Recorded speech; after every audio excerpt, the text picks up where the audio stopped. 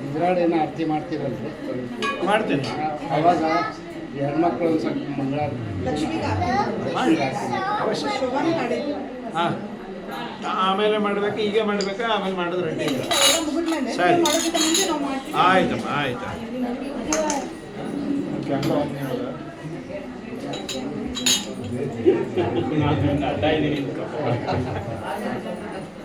ಆನಂದ ತೀರ್ಥ bakery ಗೋಡೆ ಇಲ್ಲ, ಗೋಡೆ ಎಲ್ಲ ಫಿಲ್. ಸೊ ನೀವೇ ಕನ್ಸ್ಟ್ರಕ್ಷನ್ ಅದರಿಂದ ನೀವೇ ಕನ್ಸ್ಟ್ರಕ್ಟ್ ಮಾಡ್ಕೊಳ್ಳಿ.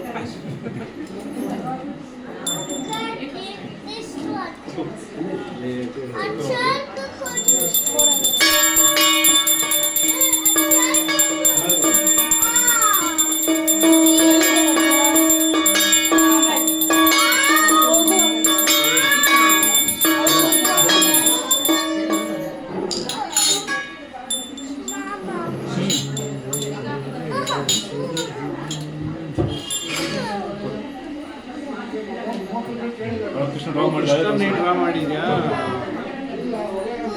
ಕೊಡ್ತೀರಾ ಆ ಕಡೆ? ನಾನು ಆರಿಸ್ಬೇಕೆ? ಚೆನ್ನಾಗಿದೆ, ತಗೋ. ಕ್ಲಿಕ್ ಮಾಡಿದ್ಯಾ?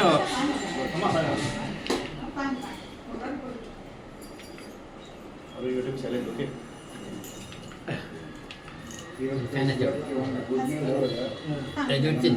ಮಗ IIT ಚೆನ್ನೈದೊಳಗೆ ಕಲಿತು US ಹೋಗಿ PhD ಮುಗಿಸ್ಕೊಂಡು today he got appointment letter from IIT Chennai as assistant professor. ಸರಿ, ಮಗಂದ ಚೆನ್ನೈಯಲ್ಲಿ ಆಯ್ತಾ? ಒಳ್ಳೆಯದು. ಅವರು ಇದೇ ಪ್ರೊಫೆಷನ್ಗೆ ಹೋಗಬೇಕು ಅಂತಿದ್ರೆ ಟೀಚಿಂಗ್ ಇಂಡಸ್ಟ್ರಿ ಮಾಡಬೇಕು. ಇಲ್ಲಿ ನಮ್ಮಲ್ಲಿ ಇಂಡಿಯಾದಾಗ ಇಂಡಸ್ಟ್ರಿ ಅಷ್ಟಿದೆ. IIT ಪ್ರೊಫೆಸರ್ ಅಂದರೆ it is having its own value. ನಾವು ಇಲ್ಲಿ ಭಾರತಕ್ಕೆ ಇಲ್ಲೇ ಮಾಡಬೇಕು ಅನ್ನೋದು ನಮ್ಮದು ತುಂಬ ಸಂತೋಷ. ಶ್ರೀ ಗುರುಭ್ಯೋ ನಮಃ. ಹರಿ ಓಂ. ಮಾತಾಡಿದ್ರೆ ಜಾಂಟಿ ಬರ್ತೀವಿ. ಇವತ್ತು ನಾನೆಲ್ಲ ಆಂಧ್ರದಲ್ಲಿ ಜಾಂಗ್ಟೆ ಮೊದಲು ಹೊಡಿತಾರೆ, ಅಂದರೆ ಪುರಾಣಕ್ಕೆ ಬರಲಿ ಅಂತ. ಹಳ್ಳಿ ಒಂದು ಊರಿಗೆ ಹೋಗಿರ್ತೀನಿ, ಈಗ ಅದೇ ಬರ್ತೈತಿ. ಹಿಂದೆಲ್ಲ ಅದೇ ಜಾಂಗ್ಟೆ ಹೊಡೆದ್ರೆ ಪುರಾಣ ಪ್ರಾರಂಭ ಅಂತ. ಮಾತಿದ್ದಿರಲಿಲ್ಲ. ಪಾಪವದಮೌಲಿ ಪರ್ಯಂತಂ ಗುರುಣಾಮಾಕೃತಿಂ ಸ್ಮರೆ ತೇನ ವಿಘ್ನಾಃ ಪ್ರಣಶ್ಯಂತೆ ಸಿದ್ಧ್ಯಂತಿ ಚ ಮನೋರಥಾಃ. ಸೃಷ್ಟಿಶ್ಚಿತ್ಯಪ್ಯಯಃ ನಿಯತಿ ತೃಷಿತಮೋ ಬಂಧಮೋಕ್ಷಾಶ್ಚ ಯಸ್ಮಾತ್ ಅಸ್ಯ ಶ್ರೀ ಬ್ರಹ್ಮರುದ್ರ ಪ್ರಭೃತಿ ಸುರನರದ್ವೇಷ ಶತ್ರಾತ್ಮಕಸ್ಯ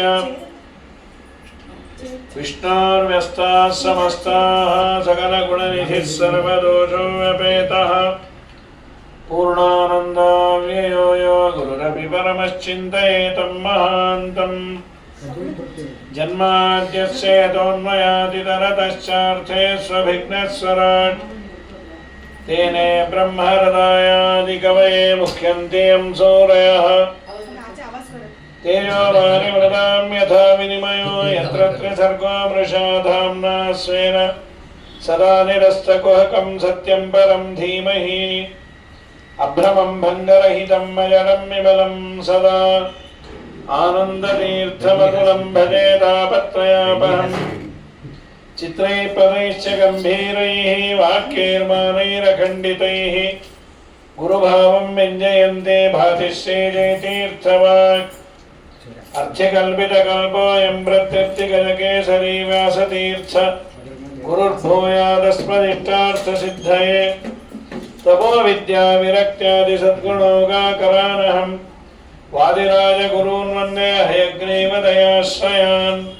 ಪ್ರಣಮತ್ಕಾಮಧೇನುಂಜಬಲಸ್ಸುರತರೂಪಮಂ ಶ್ರೀಭಾವಬೋಧಕೃತ್ಪಾದ ಚಿಂತಾಮಣಿಮುಪಾಸ್ಮಹೇ ಪೂಜ್ಯಾಯ ರಾಘವೇಂದ್ರಾಯ ಸತ್ಯಧರ್ಮರತಾಯ ಚ ಭಜತಾಂ ಕಲ್ಪವೃಕ್ಷಾಯ ನಮತಾಂ ಕಾಮಧೇನವೇ. ಸತ್ಯಾಭಿಜ್ಞಕರಾಬ್ಜೋತ್ಸಾನ್ ಪಂಚಾಶದ್ವರ್ಷಪೂಜಕಾನ್ ಸತ್ಯಪ್ರಮೋದತೀರ್ಥಾರ್ಯಾನ್ನೋ ವಿಜ್ಞಾಯ ಸುಧಾರತಾನ್. ಸ್ವಸ್ತ್ಯಶ್ಚಾಶೇರಸತಾಂ ಅಖಿಲ ಸನ್ಮಂಗಲಾನಿ ಭವಂತು.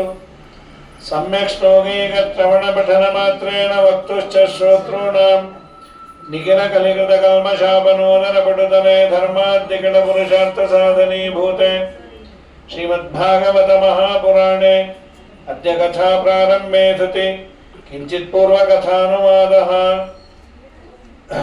ಭಗವಂತ ನಾನಾ ಲೀಲೆಗಳನ್ನು ತೋರಿಸ್ತಾ ವೇಣುನಾದವನ್ನು ಮಾಡೋನು. ವೇಣುನಾದವನ್ನು ಮಾಡಿದಾಗ ನಾನಾ ವ್ಯತ್ಯಾಸಗಳು ಆಗೋದು ಅಂತ. ಆ 2 ಬಾರಿ ವೇಣುಗೀತೆ ಅಂತ ಉಂಟು. 2 ಬಾರಿಯೂ ಗೋಪಿಕಾಸ್ತ್ರೀಯರು ಪರಮಾತ್ಮ ವೇಣುನಾದ ಮಾಡಿದಾಗ ಏನೇನು ಪ್ರಕೃತಿಯಲ್ಲಿ ವ್ಯತ್ಯಾಸ ಆಗೋದು ಅದರ ಕಾಮೆಂಟ್ರಿಯನ್ನು ಮಾಡಿದ್ದಾರೆ. ಅದನ್ನೇ ವೇದವ್ಯಾಸ ದೇವರು ಅವರ ಮಾತಿನಲ್ಲಿ ಆದದ್ದನ್ನು ವೇದವ್ಯಾಸ ದೇವರೇ ತಿಳಿಸಿಕೊಟ್ರು. ಧನ್ಯಾಸ್ಮಮು ನಿನ್ನೆ ಹೇಳಿದಂತೆ ವೇಣುವಿನ ರಂಧ್ರದಲ್ಲಿ ಲಕ್ಷ್ಮೀದೇವಿ ಬಂದು ಪಾನ ಮಾಡೋಳು ಅಂತ. ಧನ್ಯಸ್ವಮೂಢಮತಯೋಪಿ ಹರಿಣ್ಯಯೇತಾಃ ಯನ್ನಂದನಂದನಮುಪಾತ್ತ ವಿಚಿತ್ರವೇಷಂ ಅಪೀಯ ವೇಣುರಣಿತಂ ಸಹ ಕೃಷ್ಣಸಾರಾಃ ಪೂಜಾಂ ದದನು ವಿರಚಿತಾಂ ಪ್ರಣಯಾವಲೋಕೈಃ. ಧನ್ಯಾಸ್ಮಮೂಢಮತಯೋಪಿ ಹರಿಣ್ಯಯೇತಾಃ ಜಿಂಕೆಗಳು ಗುಂಪು ಗುಂಪಾಗಿ ಬರೋದಂತೆ. ಹರಿಣಿಗಳು ಅಂದರೆ ಜಿಂಕೆ. ಯನ್ನಂದನಂದನ ಉಪಾತ್ತ ವಿಚಿತ್ರ ವೇಷಂ ದೇವರ ವಿಚಿತ್ರವಾದ ವೇಷವನ್ನು ನೋಡಿ ಕಣ್ಣು ತುಂಬ ರೂಪವನ್ನು ಕುಡಿಯೋದಂತೆ. ಆಪೀಯ ವೇಣು ರಣಿತಂ ಸಹ ಕೃಷ್ಣಸಾರಾಹ ಕಿವಿಯಲ್ಲಿ ಪರಮಾತ್ಮನ ವೇಣುನಾದದ ಆಸ್ವಾದನೆಯನ್ನು ಮಾಡೋದು. ಜಿಂಕೆಗೆ ಸಂಗೀತ ಅಂದರೆ ತುಂಬ ಇಷ್ಟ. ಪೂಜಾಂದದರು ವಿರಚಿತಾಂ ಕಡೆಯಲ್ಲಿ ಹೋಗಬೇಕಾದರೆ ಪೂಜೆಯನ್ನು ಮಾಡಿ ಹೋಗೋದು. ಪ್ರಾಣಿಗಳಕ್ಕಿಂತ ಮನುಷ್ಯ ಬುದ್ಧಿವಂತ. ಪ್ರಾಣಿಗಳಿಗೆ ಒಂದು ಕ್ಷೇತ್ರದಲ್ಲಿ ಬುದ್ಧಿವಂತಿಕೆ ಇರುತ್ತೆ. ನಮ್ಗಿನ್ನ ನಾಯಿಗೆ ಅಥವಾ ಇನ್ಯಾವುದೇ ಪ್ರಾಣಿ ಗ್ರಾಣಗ್ರಾಹ್ಯ ಅಂತಾನೆ ಪ್ರಾಣಿಗಳನ್ನು ಕರೆಯೋದು. ಮೂಗು ತುಂಬ ಶಾರ್ಪ್ ಅಂತ, ವಾಸನೆಯ ಜಾಡಿನಿಂದಲೇ ಅದು ಎಲ್ಲವನ್ನ ಕಂಡು ಹಿಡಿಯೋದು ಅಂತ. ಪೊಲೀಸರು ನಾಯಿಯನ್ನು ಕಳ್ಳನ್ನು ಹಿಡಿಲಿಕ್ಕೆ ಬಳಸ್ಬೋದು. ಇನ್ ಜನರಲ್ ಗ್ರಾಣಗ್ರಾಹ್ಯ ಅಂತಾನೆ ಕರೀತಾರೆ. ಈ ಪ್ರಾಣಿಗಳೆಲ್ಲ ದೂರದಲ್ಲಿ ಹುಲಿಯೋ ಚಿರತೆಯೋ ಇದೆ ಅಂತ ಸೆನ್ಸ್ ಆಗೋದು ಜಿಂಕೆಗಳಿಗೆ ವಾಸನೆಯಿಂದಂತೆ. 1-2 ಕಿಲೋಮೀಟರ್ ದೂರದಲ್ಲಿದ್ದರೂ ಅದು ಸೆನ್ಸ್ ಆಗುತ್ತೆ ಅಂತ. ಸೇಮ್ ಹುಲಿಗೂ ಸೆನ್ಸ್ ಆಗುತ್ತೆ ಜಿಂಕೆ ಇದೆ ಅಂತ. ಪ್ರಾಣಿಗಳಿಗೆ ಘ್ರಾಣೇಂದ್ರಿಯ ತುಂಬ ಶಾರ್ಪ್ ಅದು. ಧನ್ಯಾಸ್ಮ ಮೂಢಮತಯೋಪಿ ಅಂದರೆ ಒಂದೊಂದು ಫೀಲ್ಡಲ್ಲಿ ಅದಕ್ಕೆ ಒಂದು ವಿಚಿತ್ರವಾದ ಶಕ್ತಿ ಇದೆ. ವಿವೇಕ ಇಲ್ಲ. ನಾಳೆ ಹೇಗೆ, ನಾನು ಹೇಗಿರಬೇಕು, ಎಲ್ಲಿ ಅಪಾಯ ಇದೆ, ಎಲ್ಲಿ ಉಪಾಯ ಇದೆ ಅನ್ನುವ ವಿವೇಕ ಕಡಿಮೆ ಪ್ರಾಣಿಗಳಿಗೆ. ತದಪೇಕ್ಷೆಯ ನಮಗೆ ಆ ಥರದ್ದು ಎಕ್ಸ್ಟ್ರಾ ಫೆಸಿಲಿಟಿ ಇಲ್ಲದೆ ಇದ್ರು ತುಂಬ ದೊಡ್ಡದು ವಿವೇಕ ಇದೆ, ಕಮ್ಯುನಿಕೇಷನ್ ಇದೆ.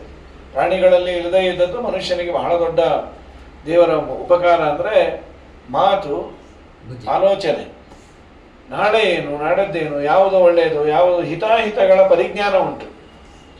ಅದಕ್ಕೆ ಒಂದು ಮೂಢಮತಿಗಳದು. ಧನ್ಯಾಸ್ಮ ಮೂಢಮತಯೋಪಿ ಮನುಷ್ಯನಿಗೆ ಏನಾದರೂ ಕಂಪೇರ್ ಮಾಡಿದರೆ ಮೂರ್ಖ ಯೋನಿ ಅದು. ಆದರೆ ಅವರೇ ಧನ್ಯರು ಅಂತ. ಯಾಕೆ ಧನ್ಯರು? ಕೃಷ್ಣನ ವೇಣುನಾದವನ್ನು ಆನಂದದಿಂದ ಆಸ್ವಾದನೆ ಮಾಡುತ್ತಲ್ಲ, ಇದಕ್ಕಿನ್ನ ಒಂದು ಭಾಗ್ಯ ಇನ್ನೇನು ಬೇಕು ಅಂತ. ನೀವು ಹೋಗ್ರಿ, ಯಾರೋ ಹೋಗೋರನ್ನ ನೋಡಿ ನೀವು ಅಂತ ಕೊಡೋದಕ್ಕಿಂತ ನೀವು ಹೋಗೋದಲ್ಲ. ನಮ್ಮ ಮನೆಯ ಮುಂದೆ ಪುರಾಣಕ್ಕೆ ಹೋಗೋರು 10 ಜನ ಹೊರಟಿರ್ತಾರೆ. ಅವ್ರನ್ನ ನೋಡಿ ತಾನು ಹೋಗೋದಿಲ್ಲ ಪುರಾಣಕ್ಕೆ ಹೊರಟೋಗ್ರಿ. ಅವರನ್ನು ನೀವು ಬರ್ಬೋದಲ್ಲ, ಅದಕ್ಕೇನು ಟಿಕೆಟ್ ಇಲ್ಲ. ಟಿಕೆಟ್ ಇಲ್ಲದ ಪ್ರೋಗ್ರಾಮ್ ಅಂದರೆ ಪುರಾಣ ಒಂದೇ. ಇನ್ನೆಲ್ಲದಕ್ಕೂ ಟಿಕೆಟ್ ಇದೆ. ಪುರಾಣಗಳಿಗೆ ಟಿಕೆಟ್ ಆಗಿದೆ ಈಗ. ನೀವು ಬರ್ಬೋದಲ್ಲ. ಇಲ್ಲ ನಾವು ಏನೋ ಅವರೇ ಎಂಗೇಜ್ ಆಗಿರ್ತಾರೆ. ಮನೆ ಸಂಸಾರ, ನಮಗೂ ಸಂಸಾರ ಇದೆ ಅಂದರು. ಇಲ್ಲ, ನಾವು ಬರ್ತೇವೆ ಅಂದರೆ ನಮ್ಮ ಗಂಡ ಬಿಡೋದಿಲ್ಲ. ಗೋಪಿಕಾಸ್ತ್ರೀಯರು ಹೇಳೋದು ನಮ್ಮ ಗಂಡ ಬಿಡೋದಿಲ್ಲ. ಜಿಂಕೆಗಳು ಹಾಗಲ್ಲ, ದಂಪತಿಗಳು ಬರುತ್ತೆ. ಹರಿಣ್ಯ ಏತಾಹ ಎನ್ನಂದನಂದನ ಉಪಾತ್ತ ವಿಚಿತ್ರ ವೇಷಂ ಆಪೀಯ ಕೃಷ್ಣರಣಿತಂ ಸಹ ಕೃಷ್ಣಸಾರಾಹ. ಸಾರಂಗ ಅಂತ ಕರೀತಾರೆ. ಕೃಷ್ಣ ಮೃಗ ಅಂದರೆ ಗಂಡು, ಹರಿಣಿ ಅಂದರೆ ಹೆಣ್ಣು. ಹರಿಣಿ ಹೆಣ್ಣು, ಹರಿಣ್ಯ ಸಹ ಕೃಷ್ಣಸಾರಾಹ ಸಾರಂಗಗಳ ಜೊತೆ ದಂಪತಿಗಳು ಬಂದು ಅದನ್ನು ಆಸ್ವಾದನೆ ಮಾಡುತ್ತೆ, ಗಂಡು ಹೆಣ್ಣು. ನೀವು ಬನ್ನಿ, ನಮ್ಮ ಯಜಮಾನರು ಫಸ್ಟ್ ಆಫ್ ಆಲ್ ಕೃಷ್ಣನ ವೇಣುನಾದ ಅಂದರೆ ನಮ್ಮನ್ನು ಹೋಗಲೇಬೇಡ್ರಿ ಅಂತಾರೆ. ಅಪ್ಪಿ ತಪ್ಪಿ ಭಾಳ ಗಲಾಟೆ ಮಾಡಿ ನಾವು ಹೊಂಟಿವೆ ಅಂತಾದರೆ ನಾನು ಬರ್ತೀನಿ ಅಂತಾರೆ. ಚಲೋ ಆಯ್ತು, ನಾನು ಬರ್ತೀನಿ ಅಂದ್ರೆ ನೀವು ಕರ್ಕೊಂಬನ್ರಿ. ಅಲ್ಲಿ ಬಂದ ಮೇಲೆ ಕೃಷ್ಣನ್ ನೋಡೋದ್ರ ಬದಲು ನನ್ನೇ ನೋಡು ಅಂತಾರೆ. ಅಲ್ಲಿ ಬಂದು ಇವರು ಮುಸುಡಿ ನೋಡೋದಕ್ಕಿಂತ ಅಲ್ಲಿಗೆ ಹೋಗದೆ ನಮ್ಮ ಮನೇಲಿ ನಾವು ನೋಡದೇ ಇರೋದೇ ಚಲೋ ಅಂತ ಇಲ್ಲೇ ಇರ್ತೀವಿ. ಹೀಗೆ ಸಹಕೃಷ್ಣ ಸಾರಾಹ ಪೂಜಾಂಧದರು ವಿರಚಿತಾಂ ಪ್ರಳಯ, ಇದು ಒಂದು ಇನ್ನು ಏನೇನಾಗೋದು. ನದ್ಯಸ್ತದಾದದುಪದರಿಯ ಮುಕುಂದ ಗೀತಂ ಆವರ್ತಲಕ್ಷಿತ ಮನೋಭವ ಭಗ್ನವೇಗಾಹ. ನದಿಯಲ್ಲಿ ಸುಳಿಗಳು ಇತ್ತು, ಯಮುನೆಯಲ್ಲಿ. ಆ ಸುಳಿಗಳು ಅಂದ್ರೆ ನದಿಯಲ್ಲಿ ಮನಸ್ಸಂತೆ, ಯಮುನೆಯ ಮನಸ್ಸದು. ಯಮುನೆಗೆ ಕೃಷ್ಣನನ್ನ ಆಲಿಂಗನ ಮಾಡಿಕೊಳ್ಳಬೇಕು ಅನ್ನೋ ತವಕ. ವೇಣುನಾದ ಪ್ರಾರಂಭ ಆಯಿತು. ಆ ರಭಸವಾಗಿ ಕೃಷ್ಣನ ಹತ್ರ ಓಡಿ ಬರೋ ಥರ ಇತ್ತಂತ, ಯಮುನೆ ತುಂಬಿ ಹರಿತಾ ಇದ್ದದ್ದು ನೋಡಿದರೆ. ಯಾವಾಗ ವೇಣುನಾದ ಪ್ರಾರಂಭ ಆಯಿತು, ಗ್ರ್ಯಾಜುವಲ್ ಆಗಿ ಸ್ಲೋ ಆದ್ಲು ಅಂತ. ಯಾಕೆ ಸ್ಲೋ ಆದ್ಲು? ವೇಣುನಾದದ ಸಂದರ್ಭದಲ್ಲಿ ನಾನು ಜೋರಾಗಿ ರಭಸವಾಗಿ ಹರಿದರೆ ವೇಣುನಾದ ನಂಗೆ ಕೇಳೋದಿಲ್ಲ. ಅಲ್ಲ, ಮತ್ತೆ ಓಡಿ ಬಂದು ಕೃಷ್ಣನನ್ನ ಬಾಚಿ ತಬ್ಬಿ ಅಪ್ಪಿಕೊಳ್ಳುವ ಭಾಗ್ಯ ಇಲ್ಲಲ್ಲ. ಪರವಾಗಿಲ್ಲ, ನಿಧಾನಕ್ಕೆ ಹರಿತೇನೆ, ಸ್ಲೋ ಆಗಿ ಹರಿತೇನೆ, ಆಲಿಂಗನ ಮಾಡಿಕೊಳ್ಳುವ ಭಾಗ್ಯ ಇಲ್ಲ. ಆದರೆ ಅವನ ಪಾದವನ್ನಂತೂ ಮುಟ್ಟುವುದಲ್ಲ, ಪಾದಸ್ಪರ್ಶ ಆದರೆ ಸಾಕು. ವೇಣುನಾದವನ್ನು ಕೇಳಬೇಕು. ನದ್ಯಸ್ತದಾ ತದುಪದಾರ್ಯ ಮುಕುಂದ ಗೀತಂ ಆವರ್ತ ಲಕ್ಷಿತ ಮನೋಭವ ಭಗ್ನ ವೇಗಾ. ಅದರ ವೇಗ ಭಗ್ನ ಆಗ್ತಾ ಇತ್ತು. ಆಲಿಂಗನ ಸ್ಥಗಿತಂ, ಆಲಿಂಗನವನ್ನು ಸ್ಥಗಿತ ಮಾಡಲು. ಊರ್ಮಿ ಭುಜೈಹಿ, ಆ ಭುಜಗಳ್ಯಾವುದು ಯಮುನೆಯದು ಊರ್ಮಿ, ಅದೇನು ಅಲೆಗಳು ಬರ್ತಾ ಇತ್ತು, ಅದು ದೇವರನ್ನ ಆಲಿಂಗನ ಮಾಡಿಕೊಳ್ಳಲಿಕ್ಕೆ ಬರ್ತಾ ಇರುವ ಭುಜಗಳಂತೆ ಇತ್ತು, ಅದನ್ನ ಸ್ಥಗಿತ ಮಾಡಲು. ಭುಜೈರ್ ಮುರಾರೇಹೆ ಗೃಹಂತಿ ಪಾದಯುಗಲಂ. ಹೌದು, ಪಾದಪೂಜೆ ಮಾಡಿದ್ದಕ್ಕೆ ಮತ್ತೆ ದೇವರಿಗೆ ಏನಾದ್ರೂ ಕಾಣಿಕೆ ಕೊಡ್ಬೇಕಲ್ವಾ. ನನ್ನಲ್ಲಿದ್ದ ಒಂದೆರಡು ಹೂವ ತಂದು ಅವನ ಮೇಲೆ ಹಾಕ್ತಾ ಇದ್ದಿ, ಏನು ಬೀಳ್ತಾ ಇತ್ತು ಅದನ್ನೇ ಆಸ್ ಇಟ್ ಈಸ್ ಈ ಶ್ಲೋಕ ತರ್ಜಮೆ ಮಾಡೋದು ದಾಸರು. ತಡೆದ ಉದಕ ಉಕ್ಕೇರಿ ಬಂದವು ತುಡುಕಿ ಚೆಲ್ಲಾಡಿ ನಿಂದಳೆ ಯಮುನೆ ಮೇಘಾಳಿ ಮೇಲೋಡಿ ಮೇಲೆ ದಾಳಿಟ್ಟವು ಕಲ್ಲು ಕರಗಿ ನೀರಾದವು.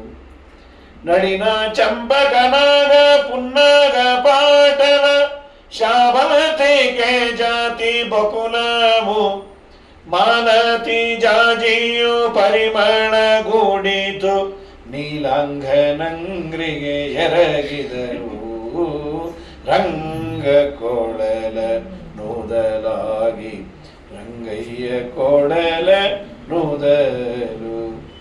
ಮಂಗಳಮಯವಾಯ್ತು ಧರೆ ಜಗಂಗಳು ಜೀವನ ಚೇತನ ಮರೆದು ರಂಗ ಧ್ಯಾನ ವಶರಾದರು.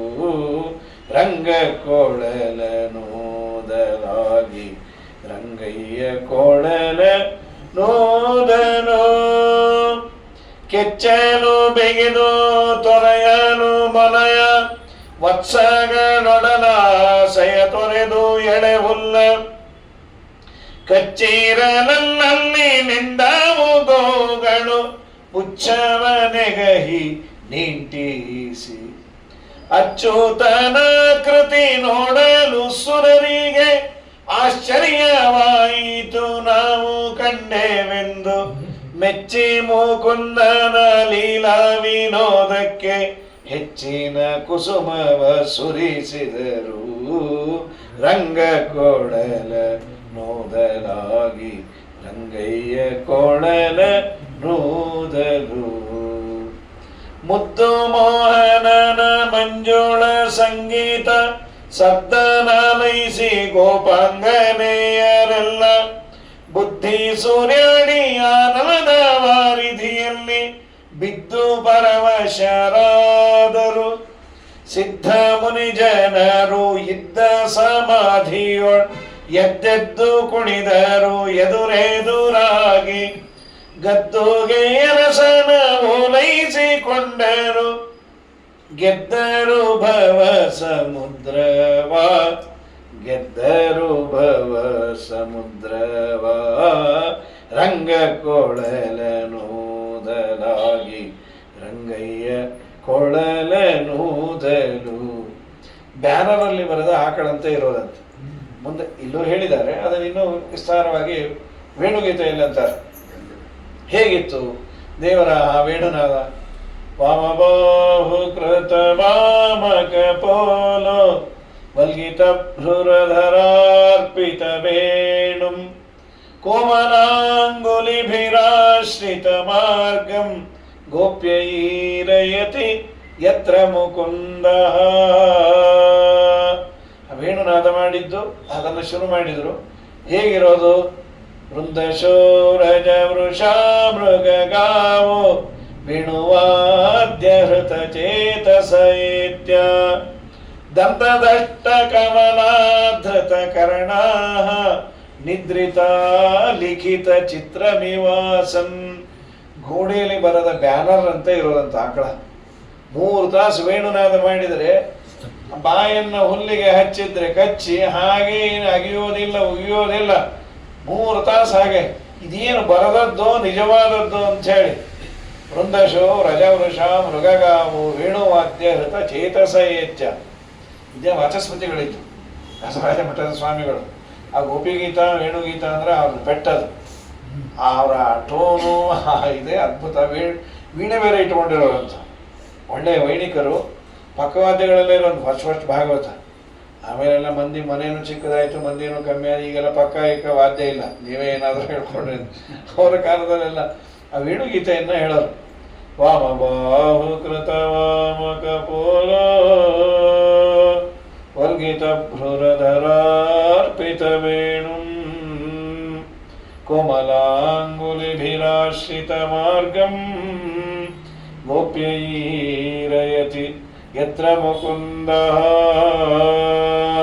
ಇದೇ ಶೈಲಿಯಲ್ಲಿ ಆ ರಾಗ, ಅದರ ವಿವರಣೆಯನ್ನು ನಮ್ಮ ಕೃಷ್ಣ ಪರಮಾತ್ಮರು ವೇಣುನಾದವನ್ನು ಮಾಡುವ ಸಂದರ್ಭದಲ್ಲಿ ನಮ್ಮ ಅಮ್ಮನವರು ಮಹಾಲಕ್ಷ್ಮೀ ದೇವರು ಅವರು ಯಾರಿಗೂ ಏಕವಚನ ಪ್ರಯೋಗವೇ ಮಾಡಿಲ್ಲ. ಅವರು ಅರ್ಜುನರು ಪುಣ್ಯಕ್ಕೆ ದುರ್ಯೋಧನರು ಅನ್ನಲಿಲ್ಲ, ಎಲ್ಲರಿಗೂ ಬಹುವಚನ ಪ್ರಯೋಗ ಮಾಡ್ಯಾರ ಅರ್ಜುನರು. ಹಾಗೆ ವೇಣುನಾದವನ್ನು ಮಾಡುವ ಸಂದರ್ಭದಲ್ಲಿ ಕೃಷ್ಣನು ನಮ್ಮ ತಾಯಂದರು ವೇಣುವಿನ ರಂಧ್ರದಲ್ಲಿ ಕುಳಿತು, ಸ್ವಾಮಿ ನಿನ್ನ ವೇಣುನಾದದ ಆಸ್ವಾದನೆಯನ್ನು ನಾನೇ ಮಾಡಬೇಕು, ನಿನ್ನ ತುಟಿಯ ಅಮೃತವನ್ನು ಮತ್ತಾರೂ ತೆಗೆದುಕೊಳ್ಳುವ ಯೋಗ್ಯತೆ ಇಲ್ಲ, ನಾನೇ ತೆಗೆದುಕೊಳ್ಳಬೇಕು.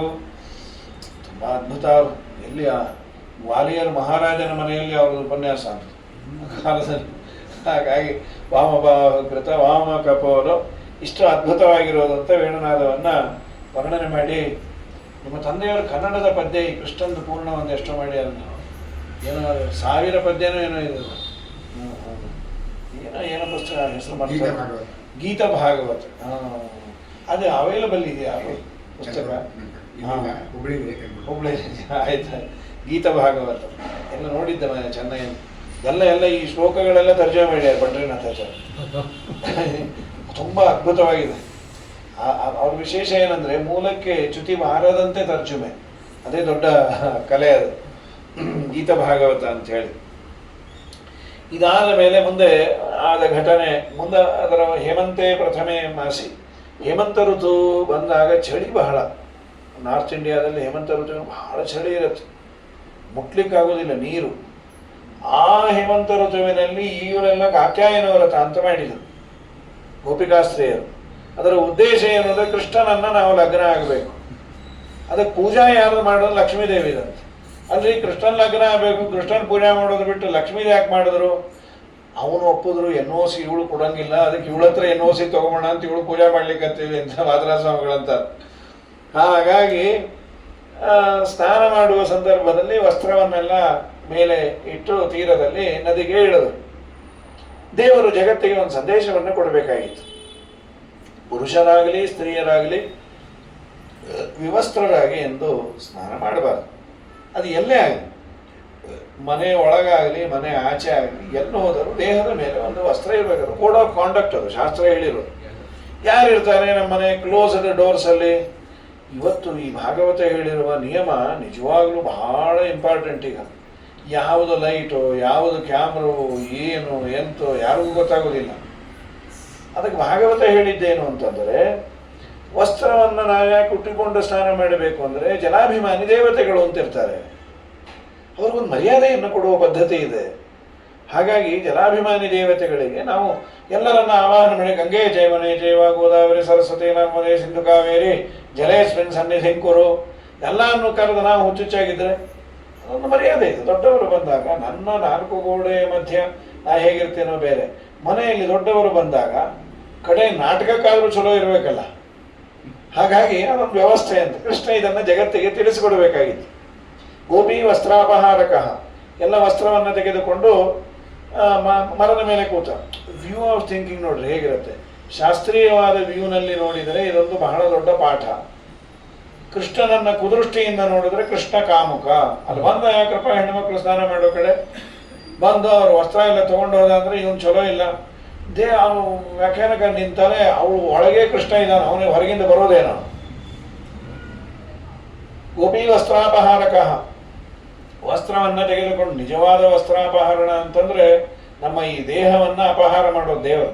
ವಾಸಾಂಸಿ ಜೀರ್ಣಾನಿ ಯಥಾ ವಿಹಾಯ ನವಾನಿ ಗೃಹಾನಿ ನರೋಪರಾಣಿ. ಜರ್ಜರಿತವಾದ ದೇಹ, ಏನೇನೇನೇನು ದೇಹದಲ್ಲಿಲ್ಲ, ಪ್ರಾಣ ಒಂದು ಹೋಗ್ತಾ ಇಲ್ಲ ಅಂದ್ರೆ ಗತಿ ಏನು? ದೇವರು ನಿಜವಾಗಲೂ ವಸ್ತ್ರಾಪಹರಣ ಮಾಡೋದು ಅಂದ್ರೆ ಇನ್ನೇನೂ ದೇಹದಲ್ಲಿ ತಾಕತ್ತು ಇಲ್ಲದೆ ಇದ್ದಾಗ ಜೀವನನ್ನ ಆ ದೇಹದಿಂದ ಹೊರಗೆ ಕಳಿಸ್ತಾನಲ್ಲ, ಅದಕ್ಕಿನ್ನ ದೊಡ್ಡ ವಸ್ತ್ರಾಪಹರಣ ಇನ್ಯಾವುದೂ ಇಲ್ಲೇ ಇಲ್ಲ. ಸಾವಿಲ್ಲ ಅಂದ್ರೆ ಗತಿ ಏನು? ನಟುಮುಟ್ಟಿದ್ರೆ ಪರವಾಗಿಲ್ರಿ. ಅವ್ರು ಯಾರು ಇವ್ರು ಯಾರು ಈಗೆಲ್ಲ ನಾವು ತೋರಿಸ್ತೀವಿ. ಇದು ಪದ್ಮನಾಭ ತೀರ್ಥ ವೃಂದಾವನ, ಅದು 700 ವರ್ಷ ಆಯ್ತು, 800 ವರ್ಷ ಆಯ್ತು, ಇನ್ನೊಂದು ಮತ್ತೊಂದು, ಪರವಾಗಿಲ್ಲ. ಇದ್ದವರೇ ಆಗಿಬಿಟ್ರೆ ಇವ್ರು ನಮ್ಮ ಮುತ್ತಾತನ ಕೋಲ್ತಾತನ ಮುತ್ತಾತ, ಇವ್ರಿಗೆ 900 ವರ್ಷ. ಅವ್ರು ಹಾಸಿಗೆ ಹಿಡಿದಿದ್ದು ಯಾವಾಗ? ಅವ್ರು 80ನೇ ವರ್ಷಕ್ಕೆ ಹಾಸಿಗೆ ಹಿಡಿದು ಮಹಾನುಭಾವರು. ಅವರು ಒಂದೊಂದೇ ಬೆಡ್ ತೋರಿಸ್ಕೊಂಡ್ಬಂದ್ರೆ ಇದ್ದವ್ರ ಗತಿ ಏನು? ಸಾವಿಲ್ಲ. ನೀ ಏನು ಗುಂಡು ಹೊಡಿ, ವಿಷ ಹಾಕು, ಏನು ಮಾಡೋದು ಸಾಯಂಗಿಲ್ಲ. ಅಂದ್ರೆ ದೇವರು ಕೊಟ್ಟ ದೊಡ್ಡ ವರ ಅಂದ್ರೆ ದೇಹದಿಂದ ಅವನು ಎಲ್ಲಿ ಹೋಗ್ತಾನೆ, ನರಕಕ್ಕೆ ಹೋಗ್ತಾನೋ ಸ್ವರ್ಗಕ್ಕೆ ಹೋಗ್ತಾನೋ, ಹೋಗಂತೂ ಹೋಗಲಿ, ಇಲ್ಲಿಂದಂತೂ ಹೋಗ್ತಾನಲ್ಲ. ವಾಸಾಂಸಿ ತೀರ್ಣಾನಿ ಯಥಾ ವಿಹಾಯ, ಇದು ಒಂದು ವಸ್ತ್ರಾಪಹರಣವೇ. ಲಿಂಗದೇಹವನ್ನು ಭಂಗ ಮಾಡೋದು ದೊಡ್ಡ ವಸ್ತ್ರಾಪಹರಣ. ಆತ್ಯಂತಿಕ ಪ್ರಳಯ ಅಂತ 12ನೇ ಸ್ಕಂದದಲ್ಲಿ ಅಂತಾರೆ. 4 ಬಗೆಯ ಪ್ರಳಯ ಇದೆ. ನಿತ್ಯ ಪ್ರಳಯ, ನೈಮಿತ್ತಿಕ ಪ್ರಳಯ, ದೈನಂದಿನ ಪ್ರಳಯ, ಆತ್ಯಂತಿಕ ಪ್ರಳಯ ಅಂತ. ಆತ್ಯಂತಿಕ ಪ್ರಳಯ ಅನ್ನೋದಕ್ಕೆ ಸತ್ಯಧರ್ಮ ತೀರ್ಥ ಶ್ರೀಪಾದಂಗಳವರು ವ್ಯಾಖ್ಯಾನ ಮಾಡ್ತಾ ಲಿಂಗದೇಹ ಭಂಗ, ಅದು ಲಾಸ್ಟ್. ಅದು ಇನ್ನು ಪುನಃ ಸಂಸಾರಕ್ಕೆ ಬರಂಗಿಲ್ಲ. ಈ ವ್ಯವಸ್ಥೆಯನ್ನು ಮಾಡ್ತಾನೆ ದೇವರು. ಹಾಗಾಗಿ ಎಲ್ಲ ವಸ್ತ್ರವನ್ನು ತೆಗೆದುಕೊಂಡು ಮೇಲೆ ಕೂತ. ಇವರೆಲ್ಲ ಅಂದ ಕೃಷ್ಣ ಮರ್ಯಾದೆಯಿಂದ ವಸ್ತ್ರ ಕೊಡ್ತೀಯೋ ನಿಮ್ಮಪ್ಪನಿಗೆ ಹೇಳೋದು, ಅವರಪ್ಪಂಗೆ ಹೇಳಿ ಮೊದಲು ನೀರಿಂದ ಹೊರಗೆ ಬಂದ್ರಿ ನೋಡೋಣ ಅಂತ. ವಾಪಿ ಬ್ಲ್ಯಾಕ್ ಮೇಲ್ ಮಾಡ್ತೀವಿ ನೋಡು. ಯೂಯಂ ವ್ಯವಸ್ತ್ರ ಯದಪೋ ಧೃತವ್ರತ ವ್ಯಗಾಹತೈತವೇ ತದು ದೇವಹೇಳನಂ. ದೇವತೆಗಳ ಅಪಮಾನ ಅದು, ವಿವಸ್ತ್ರರಾಗಿ ನೀರು ಇಳದದ್ದು. ನಾ ಸರ್ವತಾ ಕೊಡಂಗಿಲ್ಲ, ನೀವು ಬೇಡ್ಕೊಡಿ ಇನ್ನೊಮ್ಮೆ ನೀರಲ್ಲಿ ಇಳಿಯಲ್ಲ ಅಂತ ಪ್ರತಿಜ್ಞೆ ಮಾಡ್ರಿ. ಸರಿ, ಏನು ಮಾಡಿದ್ರೆ ನೀವು ವಸ್ತ್ರ ಕೊಡ್ತೀವಿ ಹೇಳು? ನೀವು ಕೈ ಎತ್ತಿ ನಮಸ್ಕಾರ ಮಾಡ್ರಿ. ಮಾಡಂಗಿಲ್ಲ, ನಮ್ಗೆ ನಾಚಿಕೆ ಆಗ್ತಾವ, ನಾವು ವಸ್ತ್ರ ಕೊಡಂಗಿಲ್ಲ. ಕಡೆಗೆ ಯಾರೋ ಅಂದ್ರೆ ಅವನು ಬಿಡಂಗಿಲ್ಲ, ನಾವು ಕೊಡಂಗಿಲ್ಲ, ಅವನು ಮಹಾ ಮಂಡು, ಕೈ ಮುಗಿದು ಬರೋಣ ಅಂತ ಹೀಗಂದ್ರು. ಕೃಷ್ಣ ಗುಡ್ ಮಾರ್ನಿಂಗ್ ಅಂತ. ಕೃಷ್ಣ ಅಂದ ಒಂದೇ ಕೈಯಲ್ಲಿ ಏನಾದರೂ ನಮಸ್ಕಾರ ಮಾಡಿದ್ರೆ ಅದಕ್ಕೆ ಶಿಕ್ಷಾ ಏನು ಅಂದ್ರೆ ಕೈ ಕತ್ತರಿಸ್ಬೇಕಂತ. ನಮ್ಗೆ 2 ಸರಿ ಕತ್ತರಿಸ್ಬೇಕು. ಈ ಮಾಡೋದೇ ಒಂದು ಕೈ ನಮಸ್ಕಾರಗಳು, 2 ಕೈ ಮುಗಿದು ಮಾಡಿ ಸ್ವಲ್ಪ ವಿವೇಕ ಇದ್ದವರು ವಯಸ್ಸಾದವ್ರು ಮಾಡ್ತೇವೆ. ಇಲ್ಲಾಂದ್ರೆ ಈ ಬೈಕಿಗೆ ಹೋಗ್ಬೇಕಾದ್ರೆ ಈ ಒಂದು ದೇವಸ್ಥಾನಕ್ಕೆ ಬಂದ್ರೆ ಅದೇನು ಡೀಸೆಂಟ್ ನಮಸ್ಕಾರ ಅಂತೇಳಿ ಇದು ಯಾವ ದೇವರಿಗೆ ಸೇರಬೇಕು, ಎಲ್ಲಿ ಸೇರಬೇಕು, ಶಿರಸ ಉರಸ ದೃಷ್ಟ್ಯ ಮನಸ ಎಲ್ಲೆಲ್ಲೆಲ್ಲೂ ಸೇರಬೇಕು. ಇನ್ನೇನು ಏನ್ ನೀ ಅಲ್ಲಿ ನಾ ಇಲ್ಲಿ ಏನು? ಮೂರ್ಧನ್ಯೇಶು ಅಂಜನರ್ಮೇ ದೃಢತರಮಿಹತೆ ಮಧ್ಯತೆ ಬಂಧಭಾಷ ಕ್ಷೇತ್ರೆ. 2 ಕೈಯನ್ನ ನಾನು ಎತ್ತಿ ತಲೆ ಮೇಲೆ ಇಟ್ಟು ಮುಗಿದಾಗ ಆಗುವ ಲಾಭ ಏನು ಅಂದ್ರೆ ಬಂಧಪಾಶದ ಛೇದನ. ಮುಂದೇನು? ಧಾತ್ರೆ ಸುಖಾನಾಂ, ಸುಖವನ್ನ ಕೊಡ್ತಿ. ಭಜತಿ ಭುವಿ ಭವಿಷ್ಯದ್ ವಿಧಾತ್ರೆ ದ್ಯುಭರ್ತ್ರೆ ಅತ್ಯಂತಂ ಸಂತತಂತ್ವಂ ಪ್ರದಿಶ ಪದಯುಗೆ ಹಂತ ಸಂತಾಪ ಭಾಜಾಂ ಅಸ್ಮಾಕಂ ಭಕ್ತಿಮೇಕಾಂ ಭಗವತ ಉತತೆ ಮಾಧವಸ್ಯ ವಾಯೋ. ವೈದೇವರಲ್ಲಿ ಭಗವಂತನಲ್ಲಿ ಭಕ್ತಿಯನ್ನು ಕೊಡು. ಅದಕ್ಕೆ ನೀ ಏನು ಮಾಡ್ತಿ? ನಾ ಏನು ಮಾಡಬಲ್ಲೆ? 2 ಕೈ ಜೋಡು ವಿನೋದ ಪಾತ್ರ. ದೇವರು ಮಾಡಿದ ಉಪಕಾರಕ್ಕೆ ಏನು ಕೊಟ್ಟೆ? ನಾ ಕೊಟ್ಟೆ ಅಂದ್ರೆ ವಿನೋದ ಹಾಸ್ಯಾಸ್ಪದನಾಗ್ತದೆ. ಮತ್ತೇನು ಕೊಡ್ಲಿಕ್ಕಾಗಲ್ಲ. ಒಂದು ಕೊಡ್ಬೋದು ನೀನು, ಏನದು? ವಿನಾ ಉದಪಾತ್ರಂ ಅಂತ ಅದಕ್ಕೆ ವ್ಯಾಖ್ಯಾನ ಮಾಡೋದು. ವಿನೋದ ಪಾತ್ರಂ ಕೋನಾಮ ತತ್ ಪ್ರತಿ ಕರೋತಿ ವಿನೋದ ಪಾತ್ರಂ. ದೇವರು ಮಾಡಿದ್ದಕ್ಕಾಗಿ ನಾನು ಋಣ ತೀರಿಸ್ಕೊಂಡ್ರಿ, ದೇವ್ರ ಋಣ ನಮ್ಮಿನ್ನೇನಿಲ್ಲ. ಕೃಷ್ಣಂಗೆ ಬಹಳ ಸಂಕೋಚ ಆಗ್ಲಿಕ್ಕೆ ಹತ್ತಾವೆ ಅಂದ್ರೆ ನಿನ್ ತಲೆ ಅಂತ. ಹಾಗಾದ್ರೆ ಏನು ಕೊಡ್ಬೋದು? ಈ ಕೈಗೆ ಉದಪಾತ್ರ ಅಂತ ಕರೀತಾರೆ. ನೀರು ಕುಡಿಯುವ ಬೊಗಸೆ ಪಾತ್ರೆ, ಮನುಷ್ಯನ ಕೈ, ನೀನು ಕುಡಿಬಹುದು. ಇದನ್ನ ಬಿಟ್ಟು ಇನ್ನೇನು ದೇವರು ಕೊಡ್ಲಿಕ್ಕೆ ಬರೋದಿಲ್ಲಂತೆ. ಇದನ್ನು ಕೊಡೋದು ಅಂದ್ರೆ ಏನು? ಹೀಗಿರುವ ಕೈಯನ್ನ ಹೀಗೆ ಜೋಡಿಸೋದು ಬಿಟ್ಟು ಇನ್ನೇನು ಮಾಡ್ಲಿಕ್ಕಾಗಲ್ಲ. ವಿನಾ ಉದಪಾತ್ರಂ ಕೋನಾಮ ತತ್ ಪ್ರತಿ ಕರೋತಿ. ದೇವರಿಗೆ ನೀನು ಕೊಡಬಹುದಾದದ್ದು ಅಂದ್ರೆ ಎರಡೂ ಅಂಜಲಿಗಳನ್ನ ಜೋಡಿಸಿ, ನಮ್ಮಪ್ಪ ನಿನಗೇನು ನಾನು ಕೊಡ್ಲಿಕ್ಕಾಗಲ್ಲ, ಗೋವಿಂದ ಅನ್ನು ದೇವರು ಸಂತೋಷ ಪಡ್ತಾನೆ. ವಿನೋದ ಪಾತ್ರ ಕೊಟ್ಟೆ ಅಂದ್ರೆ ಹಾಸ್ಯಾಸ್ಪದನ ಆಗ್ತಿ ಅಂತ. ಹಾಗಾಗಿ ಅವರ ಕೈ ಮುಗಿದ್ರು, ವಸ್ತ್ರವನ್ನು ಕೊಟ್ಟ. ಇದಾದ ಮೇಲೆ ಪರಮಾತ್ಮ ಮಾಡಿದಂತಹ ಮತ್ತೆ ಅನೇಕ ನಮಗೆ ತುಂಬ ಹಸಿವಾಗ್ತಾ ಇದೆ, ಏನಾದರೂ ಕೊಡಿಸು ಅಂತ. ಇಲ್ಲಿ ಒಂದು ವಿಜಯಧ್ವಜರು ಎಲ್ಲ ಇದಕ್ಕೂ ಬರೀತಾರೆ. ಅವತಾರಿಕೆ ಬಹಳ ಚೆನ್ನಾಗಿದೆ. ಅವತಾರಿಕೆ ಏನಂದ್ರೆ, ವಿಪ್ರಪತ್ನಿಯರು ಅನ್ನವನ್ನ ದೇವರಿಗೆ ತಂದು ಕೊಟ್ರು. ಏನು ಈ ಪ್ರಸಂಗದ ಔಟ್ಪುಟ್ ಏನು? ಪ್ರಾಯ ದೇವರ ಪೂಜಾರಿಗಳನ್ನ ಗಂಡಸರೇ ಮಾಡ್ತಾರೆ. ತೀರ್ಥ, ಗಂಧ, ಅಕ್ಷತೆ, ಪೂಜಾ ಎಲ್ಲ. ಹೆಣ್ಣು ಮಕ್ಕಳಿಗೆ ಬೇಜಾರು, ನಾವು ದೇವರಿಂದ ದೂರವ, ನಮಗೆ ದೇವರು ಮೋಕ್ಷ ಕೊಡ್ತಾನ?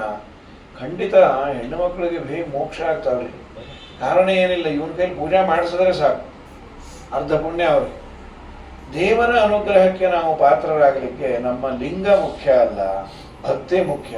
ಹೆಣ್ಣಾದ್ರೇನು ಗಂಡಾದ್ರೇನು, ಇದನ್ನು ವಿಜಯಧ್ವಜರು ಬರೀತಾರೆ. ಅಂದ್ರೆ ಈ ಹೆಣ್ಣಿನ ಆಂದೋಲನ ಅಥವಾ ಇವತ್ತೆಲ್ಲ ಸರ್ಕಾರ ಎಂಪವರ್ಮೆಂಟ್ ಆಫ್ ವುಮೆನ್ನು, ಅದು ಏನು ಪವರ್ ಎಂಪವರ್ಮೆಂಟ್ ಮಾಡೋದೇ ಬೇಡ. ಶಾಸ್ತ್ರದಲ್ಲೇ ಅವರು empowered with god it self, ನೀವೇನು ಎಂಪವರ್ ಮಾಡೋದು.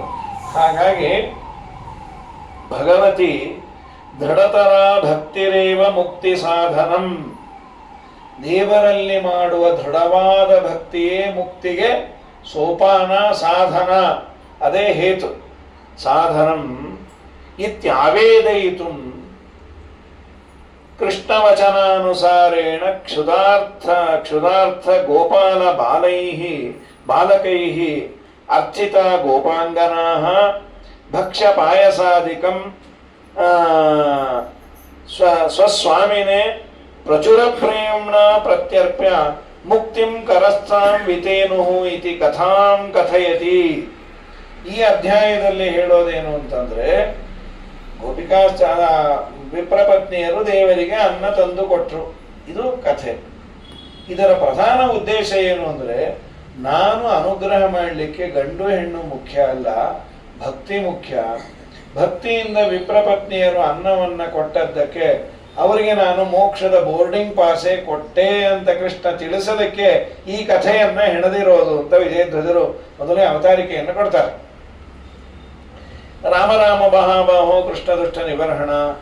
ನಮಗೆ ಬಹಳ ಹಸಿವೆ ಆಗ್ಲಿಕ್ಕತ್ತೆ, ನೀವೇನು ಯೋಚನೆ ಮಾಡಬೇಡ್ರಿ, ಇಲ್ಲೇ ಒಂದು ಯಜ್ಞಶಾಲೆ ಇದೆ, ಅಲ್ಲಿ ಹೋಗ್ರಿ, ಬೇಕಾದ ಮಾಡ್ಯಾರೆ ಯಜ್ಞಕ್ಕೆ ಆಹುತಿಗಾಗಿ, ಕೇಳ್ರಿ. ಬಂದರು, ಕೃಷ್ಣನ ಅಲ್ಲೆಲ್ಲ ಆಚಾರಗಳಿದ್ರು. ನಮ್ಮ ಕೃಷ್ಣ ಬಂದಿಯಾನೆ, ನಮಗೇನಾದರೂ ಕೊಡ್ರಿ, ಬೇಕಂತ ಹಸಿವು, ಏನಾದರೂ ಕೊಡ್ರಿ ಅಂತ. ಅವರ ಆಚಾರ ಏನಿರ್ಬೇಕು, ನೈವೇದ್ಯ ಆಗಿಲ್ಲ, ವೈಷ್ಣದೇವ ಆಗಿಲ್ಲ, ಕೃಷ್ಣ ಅಲ್ಲ, ಅವ್ರ ಅಪ್ಪ ಬಂದರು ಕೊಡಂಗಿಲ್ಲ ಅಂದ್ರು. ಪಾಪ ಅಳತಾ ಬಂದರು, ಕೃಷ್ಣನ ಹತ್ತಿರ ಹೇಳಿದ್ರು, ಹೋದ್ವಿ, ಏನು ಕೆಲಸ ಆಗಲಿಲ್ಲ ಸ್ವಾಮಿ.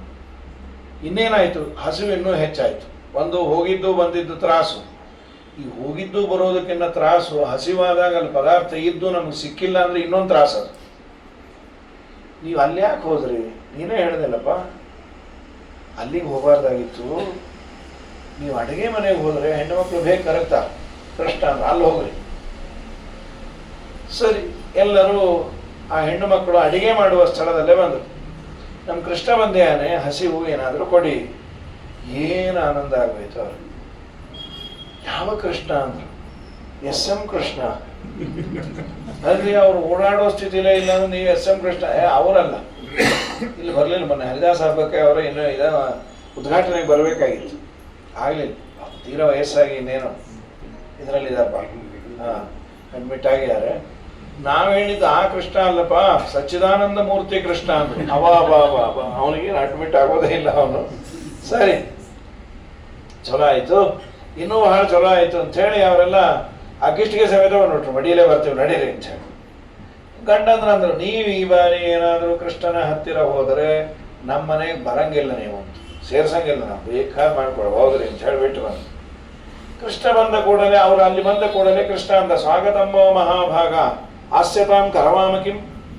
ಕೂಡ್ರಿ, ನಿಮ್ಗೆ ಏನು ಮಾಡಲಿ ನಾನು, ನಿಮ್ಗೇನು ಬೇಕಾಗಿತ್ತು? ಒಂದು ಮಾತಂತೂ ನಾ ಹೇಳಬಿಡ್ತೇನೆ, ಸರ್ವಥಾ ನೀವು ಹೀಗೆಲ್ಲ ಬರಬಾರ್ದು. ನೀವು ನನ್ನನ್ನು ನೋಡಿ ಪೂಜೆಯನ್ನು ಮಾಡಿ ಫಲ ತಗೊಳ್ಳೋದು ನಿಮ್ಮ ಅಪೇಕ್ಷೆ, ಆದರೆ ನನ್ನನ್ನು ನೀವು ಪೂಜೆ ಮಾಡುವ ಅಧಿಕಾರ ನೀವು ಕೊಟ್ಟೇ ಇಲ್ಲ. ಮತ್ತೆ ನಿಮ್ಮ ಯಜಮಾನರನ್ನು ಪೂಜೆ ಮಾಡಿ ನಿಮ್ಮ ಯಜಮಾನರೊಳಗೆ ನಾ ಇರ್ತೀನಲ್ಲ, ನಾನು ಪ್ರೀತನಾಗ್ತೇನೆ. ಪತ್ಯಂತರ್ಗತ ಪರಮಾತ್ಮನ ಸೇವಾ ಮಾಡೋದ್ರೆ ಹೆಣ್ಣು ಮಕ್ಕಳಿಗೆ ಕೊಟ್ಟಿರುವ ಶಾಲಿಗ್ರಾಮ. ನೀವು ಬೇಕಾದ್ದೇನೇ ಪೂಜೆ ಮಾಡೋದಾದರೂ ಹೆಣ್ಣು ಮಕ್ಕಳಿಗೆ ಗಂಡನ್ನೇ ಮಾಡ್ಬೇಕಂತ. ಧೂಪ ದೀಪ, ಧೂಪವೋ ದೀಪವೋ ಪಂಚಾಮೃತ ಏನು ಮಾಡ್ತೀರೋ ಅವ್ರಿಗೆ ಮಾಡ್ರಿ. ಧೂಪ ದೀಪ ಎಲ್ಲ ಇಲ್ಲ. ಮತ್ತೆ ಅವ್ರು ಮಂಗಳಾರತಿ ಅದು ಬೇಕಾದ್ರೆ ಎತ್ಕೊಳ್ರಿ. ಉದ್ವರ್ಚನೆ ಮಾಡದೆ ಅವ್ನಿಗೆ ಹೋಗಿ ಒಂದಿಷ್ಟು ಜೇನುತುಪ್ಪದ ಅಭಿಷೇಕ ಮಾಡಿದ್ರೆ ಸಾಕ್ತ ಅವನು ಇರುವ ಹತ್ತು. ಹಾಗಾಗಿ ಪತ್ಯಂತರ್ಗ ಪತಿಯ ಸೇವೆಯನ್ನ ಮಾಡಿ ಅವನು ಮಾಡುವ ಕೆಲಸಗಳಿಗೆ ಅನುಕೂಲರಾಗಿದ್ರೆ ದೇವರ ಪೂಜೆ ಮಾಡಿದ ಪುಣ್ಯ ಅಂತ ಶಾಸ್ತ್ರದ ಆಂತರ್ಯ ಹೃದಯ. ಕೃಷ್ಣ ಈ ನಾವು ಬರೋ ಕಾಲಕ್ಕೊಂದು ಬಹಳ ತಪ್ಪು ಮಾಡಿ ಬಂದ್ವಿ. ಏನದು? ಅವ್ರೇನಂದ್ರು, ನೀವು ಈ ಬಾರಿ ಏನಾದರೂ ಕೃಷ್ಣನ ಹತ್ತಿರ ಹೋದರೆ ಸರ್ವಥಾ ಮನೆಗೆ ಸೇರಿಸಲ್ಲ ಅಂದಾಗ ನಾವು ಧೈರ್ಯ ನಿನ್ನ ಹತ್ರ ಬರ್ತಿದ್ದೀವಲ್ಲ ಅಂತ ಹೇಳಿ ನಾವೇನಂದ್ವಿ, ತಲಾಕ್ ತಲಾಕ್ ತಲಾಕ್ ಅಂದೇ ಬಂದ್ಬಿಟ್ಟು ಬಿಟ್ಕೊಂಡ್ರು ಹೋದ್ರು. ಎಲ್ಲಿ ಸಂಸಾರ? ಈ ನೋಡಿದ್ರೆ ನೀ ಬ್ಯಾಡಲ್ಲಿ ಕತ್ತಿದ್ವಿ. ನಮ್ಮ ಅವಸ್ಥೆ ಹೆಂಗಾಯ್ತು ಅಂದ್ರೆ ಅಮ್ಮು ಪೋಯ ಸಮ್ಮು ಪೋಯ ಶನಿ ಪಂದ್ಯ. ಅವರನ್ನು ನಾವು ಬಿಟ್ಟು ಬಂದು ನಮ್ಮನ್ನು ನೀನೇ ಕೈ ಹಿಡಿತಾ ಇಲ್ಲ, ನಮ್ಮ ಗತಿ ಏನು? ಕೃಷ್ಣ ಅಂದ, ಅವರೇ ಬಂದು ಕರೆದರೆ ಹೋಗ್ತೀರಾ? ಅವಶ್ಯ ಹೋಗ್ತೀವಿ, ಆದ್ರೆ ನಮ್ಮ ಯಜಮಾನರು ಕರೆಯ. ಕರೆದರೆ ಕರೀದೇ ಇದ್ರೆ ಕರೆದ್ರೆ ಹೇಳ್ರಿ ಮೊದಲು. ಅಲ್ಲ ಕರೆಯಂಗಿಲ್ಲ ಕೃಷ್ಣ, ಅವೆಲ್ಲ ಬೇಡ. ಯಾಕೆ ಕರೆಯಂಗಿಲ್ಲ? ಅವ್ರು ಮೊಂಡು. ಕೃಷ್ಣ ಅಂದ, ಯಾರೇ ಯಾರನ್ನ ಪ್ರೀತಿ ದ್ವೇಷ ಏನೇ ಮಾಡ್ಲಿಕ್ಕೂ ಅವರ ಸ್ವಂತ ಇಚ್ಛೆ ಕಾರಣ ಅಲ್ಲ, ನನ್ನ ಸಂಕಲ್ಪ ಕಾರಣ ಅಂತ. ಪ್ರಾಣ ಬುದ್ಧಿ ಮನಃಾತ್ಮ ದೇಹಾಪತ್ಯ ಧನಾದಯ ಎಸ್ ಸಂಪರ್ಕಾತ್ ಪ್ರಿಯ ಆಸನ್ ತತಕ್ಕೋನ್ನ ಪರಪ್ರಿಯ. ಅಲ್ಟಿಮೇಟ್ ಅನ್ನ ಶಾಸ್ತ್ರ ಕೊಟ್ಟು ಬಿಡ್ತೀವಿ. ಏನೇನೋ ರೀಸನ್ಸ್ ಅನ್ನು ಹೇಳ್ತೀವಿ, ಯಾಕೆ ಗಲಾಟೆ ಬಂತು, ಅವ್ರು ಸರಿ ಇಲ್ಲ ಇವ್ರು ಸರಿ ಇಲ್ಲ. ನೀವು ಈ ಸಿಲ್ಲಿಗೆಲ್ಲ ನೀವು ಈ ಕೋಪ ಮಾಡ್ಕೊಂಡ್ರೆ ಅಯ್ಯಾ ಕಡೆ ಕರ್ಮಾರಿ, ಏನು ದೇವರ ಸಂಕಲ್ಪ ಅದೇ ನಿಜ. ದೇವರಂತ ನೀನು ಒಂದು ವ್ಯಕ್ತಿಯನ್ನ ಪ್ರೀತಿ ಮಾಡ್ಲಿಕ್ಕಾಗ್ಲಿ ದ್ವೇಷ ಮಾಡ್ಲಿಕ್ಕಾಗ್ಲಿ ನೀ ಅಸ್ವತಂತ್ರ. ನೀ ಏನ್ ಮಾಡ್ತೀನಿ ನಿನ್ ತಲೆ? ಆ ಪದಾರ್ಥವನ್ನ ಪ್ರೀತಿ ಮಾಡುವ ಬುದ್ಧಿಯನ್ನ ಪ್ರೇರಣೆ ಮಾಡುವ ನಾನು, ದ್ವೇಷ ಮಾಡುವ ಬುದ್ಧಿಯನ್ನ ಕೊಟ್ಟವನು ನಾನು. ನಾ ಸಂಕಲ್ಪ ಮಾಡದೆ ಅಂದ್ರೆ ನೀ ಪ್ರೇಮವನ್ನ ಮಾಡುತ್ತೆ, ನಾ ಸಂಕಲ್ಪ ಮಾಡದೆ ಬಿಡ್ತೆ. ಬಿಡ್ಲಿಕ್ಕೂ ಕಾರಣ ಗೊತ್ತಿಲ್ಲ, ಪ್ರೇಮ ಮಾಡ್ಲಿಕ್ಕೂ ಏನು ಕಾರಣ ಗೊತ್ತಿಲ್ಲ. ಹಾಗಾಗಿ ಅವರು ಬರ್ತಾರೆ ನೋಡ್ರಿ ಅಂದ್ರು. ಬಂದ್ರು. ಆಮೇಲೆ ಕೃಷ್ಣ ಕೇಳದೆ, ಅವನ್ನೆಲ್ಲ ಕಟ್ಕೊಂಡು ಹೋಗ್ತೀರಾ? ಸ್ವಾಮಿ ಬಹಳ ದೊಡ್ಡ ಅಪರಾಧ ಆಯಿತು. ಕಾಣದ ದೇವರಿಗೆ ದಿನಾ ತುಪ್ಪ ಹೊಯ್ತಾ ಇದ್ವಿ, ದೇವರೇ ಬಂದಾಗ ಮಾಡಿದ ಪದಾರ್ಥ ಕೊಡಲ್ಲ ಅಂತ. ಎಂತ ಮೂರ್ಖರು ನಾವು. ಆದರೆ ನಮ್ಮ ಜೀವನದಲ್ಲಿ ಇಂಥ ಹೆಂಡತಿಯರು ಸಿಕ್ಕಿದ್ದು ನಮ್ಮ ಭಾಗ್ಯ. ಅವ್ರು ಸಿಕ್ಕಿದ್ದರಿಂದ ನಮ್ಮ ಮನೆ ಪದಾರ್ಥ ನಿನಗೆ ವಿನಿಯೋಗ ಆಯ್ತಲ್ಪ. ಸತಿ ಅನುಕೂಲಗಳಿರಬೇಕು, ಸುತನಲ್ಲಿ ಗುಣವಿರಬೇಕು. ಯೋಗ್ಯ ಹೆಂಡತಿ ಸಿಕ್ಕಾಗ ಗಂಡಂಗೆ ಏನಾದ್ರು ಬಿರಿ ಸ್ವಲ್ಪ ಏನೋ ಈ ಮಡಿನ ಕಟ್ಕೊಂಡ್ಬಿಟ್ಟಿನಿ, ಅವಳ ಮೇಲೆ ಪ್ರೀತಿ, ಆ ಮಡಿ ಕಂಡ್ರೆ ಆಗಲ್ಲ ನನಗೆ, ಅವಳಕ್ಕಿನ್ನ ಆಚಾರ ಸಿಗ್ಲಿ ಮಾಡ್ತೀನಿ. ಏಕಾಂತಲ್ಲ ಅವ್ರು ಸಿಕ್ಕರೆ ಉಯ್ಯೋಣ ಅಂದ್ರೆ ಯಾವಾಗಲೂ ಅವ್ರು ಶಿಖಂಡಿನ ಥರ ನಮ್ಮ ಹೆಂಡತಿನ ಮುಂದೆ ಮಾಡ್ಕೊಂಡೇ ಬಂದ್ಬಿಡ್ತಾರೆ. ಯಾವುದೋ ವ್ರತ ಹೊಟ್ಟೋಗೋದು, ಇವಳು ಅದನ್ನು ಮಾಡೋದು ಅಂಥೇಳಿ ಪ್ರಕೃತದಲ್ಲಿ ಪ್ರಾರಂಭದಲ್ಲಿ ಕಷ್ಟ. ಎತ್ತದಗ್ರೆ ವಿಷಮಿವ ಪರಿಣಾಮೇವ ಅಮೃತೋಪಮಂ ತತ್ಸುಖಂ ಸಾತ್ವಿಕಿ ಇತ್ಯುಕ್ತಂ ಆತ್ಮಬುದ್ಧಿ ಪ್ರಸಾದಿಜಂ. ದೇವರಂತ ನೀ ಏನು ಹೇಳೋದು, ನಾನೇ ಹೇಳ್ತೀನಿ ಕೇಳು. ಸಾತ್ವಿಕವಾದ ಸುಖಕ್ಕೆ ಟ್ಯೂನಪ್ ಆಗಬೇಕಾದ್ರೆ ಕಷ್ಟವೇ. ದಿನ ಬೆಳಗ್ಗೆ ನಸಿಕ್ಲೆ 4 ಕೇಳೋದು, ಸ್ನಾನ ಮಾಡು, ಪಾರಾಯಣ, ಪುಣ್ಯಕಥೆ, ಏಕಾದಶಿ, ಇದೆಲ್ಲ ಎಷ್ಟು ಕಷ್ಟ. ನಿಂಗೆ ಎಚ್ಚರ ಆದಾಗ ಹೇಳು, ಸ್ನಾನ ಯಾವಾಗೋ ಒಂದ್ಸರಿ ರಾತ್ರಿ ಮಾಡಿ ಮಲಗು, ಅಡಿಗೆ ಆಹಾರ ಇಷ್ಟ ಬಂದಾಗ ತಿನ್ನು, ಒಟ್ಟಿಗೆ ತಿನ್ನೋದ ಇಲ್ಲ ಒಂದು ತುತ್ತು ತಿನ್ನು, ಇನ್ನೆಲ್ಲ ಓಡು, ಇನ್ನೊಂದು ತುತ್ತು ಅಲ್ಲೇ ತಗೊಂಡು ಹೋಗು. ಹೀಗೆ ಹೇಳಿದ್ರೆ ನಿಜವಾಗ್ಲೂ ಆಚಾರ ಅಂದ್ರೆ ಹೀಗಿರ್ಬೇಕ್ರಿ. ಏನು ಫ್ಲೆಕ್ಸಿಬಲ್ ಅವರು. ಓ ನೀ ಇದೇ ಮಾಡಬೇಕು ಅದೇ ಮಾಡಬೇಕು ಅಂದರೆ ದೇವರಂದ ನೀನು ಆ ತರಹದಕ್ಕೆ ಟ್ಯೂನಪ್ ಆಗು. ನೀನು ಬಹಳ ದೊಡ್ಡ ಫಲವನ್ನು ಬಯಸೋನು, ರೂಲ್ಸ್ ಆ್ಯಂಡ್ ರೆಗ್ಯುಲೇಷನ್ಸೇ ಬೇಡ ಅಂದರೆ ಮಾಡು ನೀನು ಪೂರ್ಣ ನಾನು ಒಲಿತೇನೆ ಅಂತ. ಎತ್ತದಗ್ರೆ ವಿಷಮಿವ, ಅದು ವಿಷವೇ ಪ್ರಾರಂಭದಲ್ಲಿ.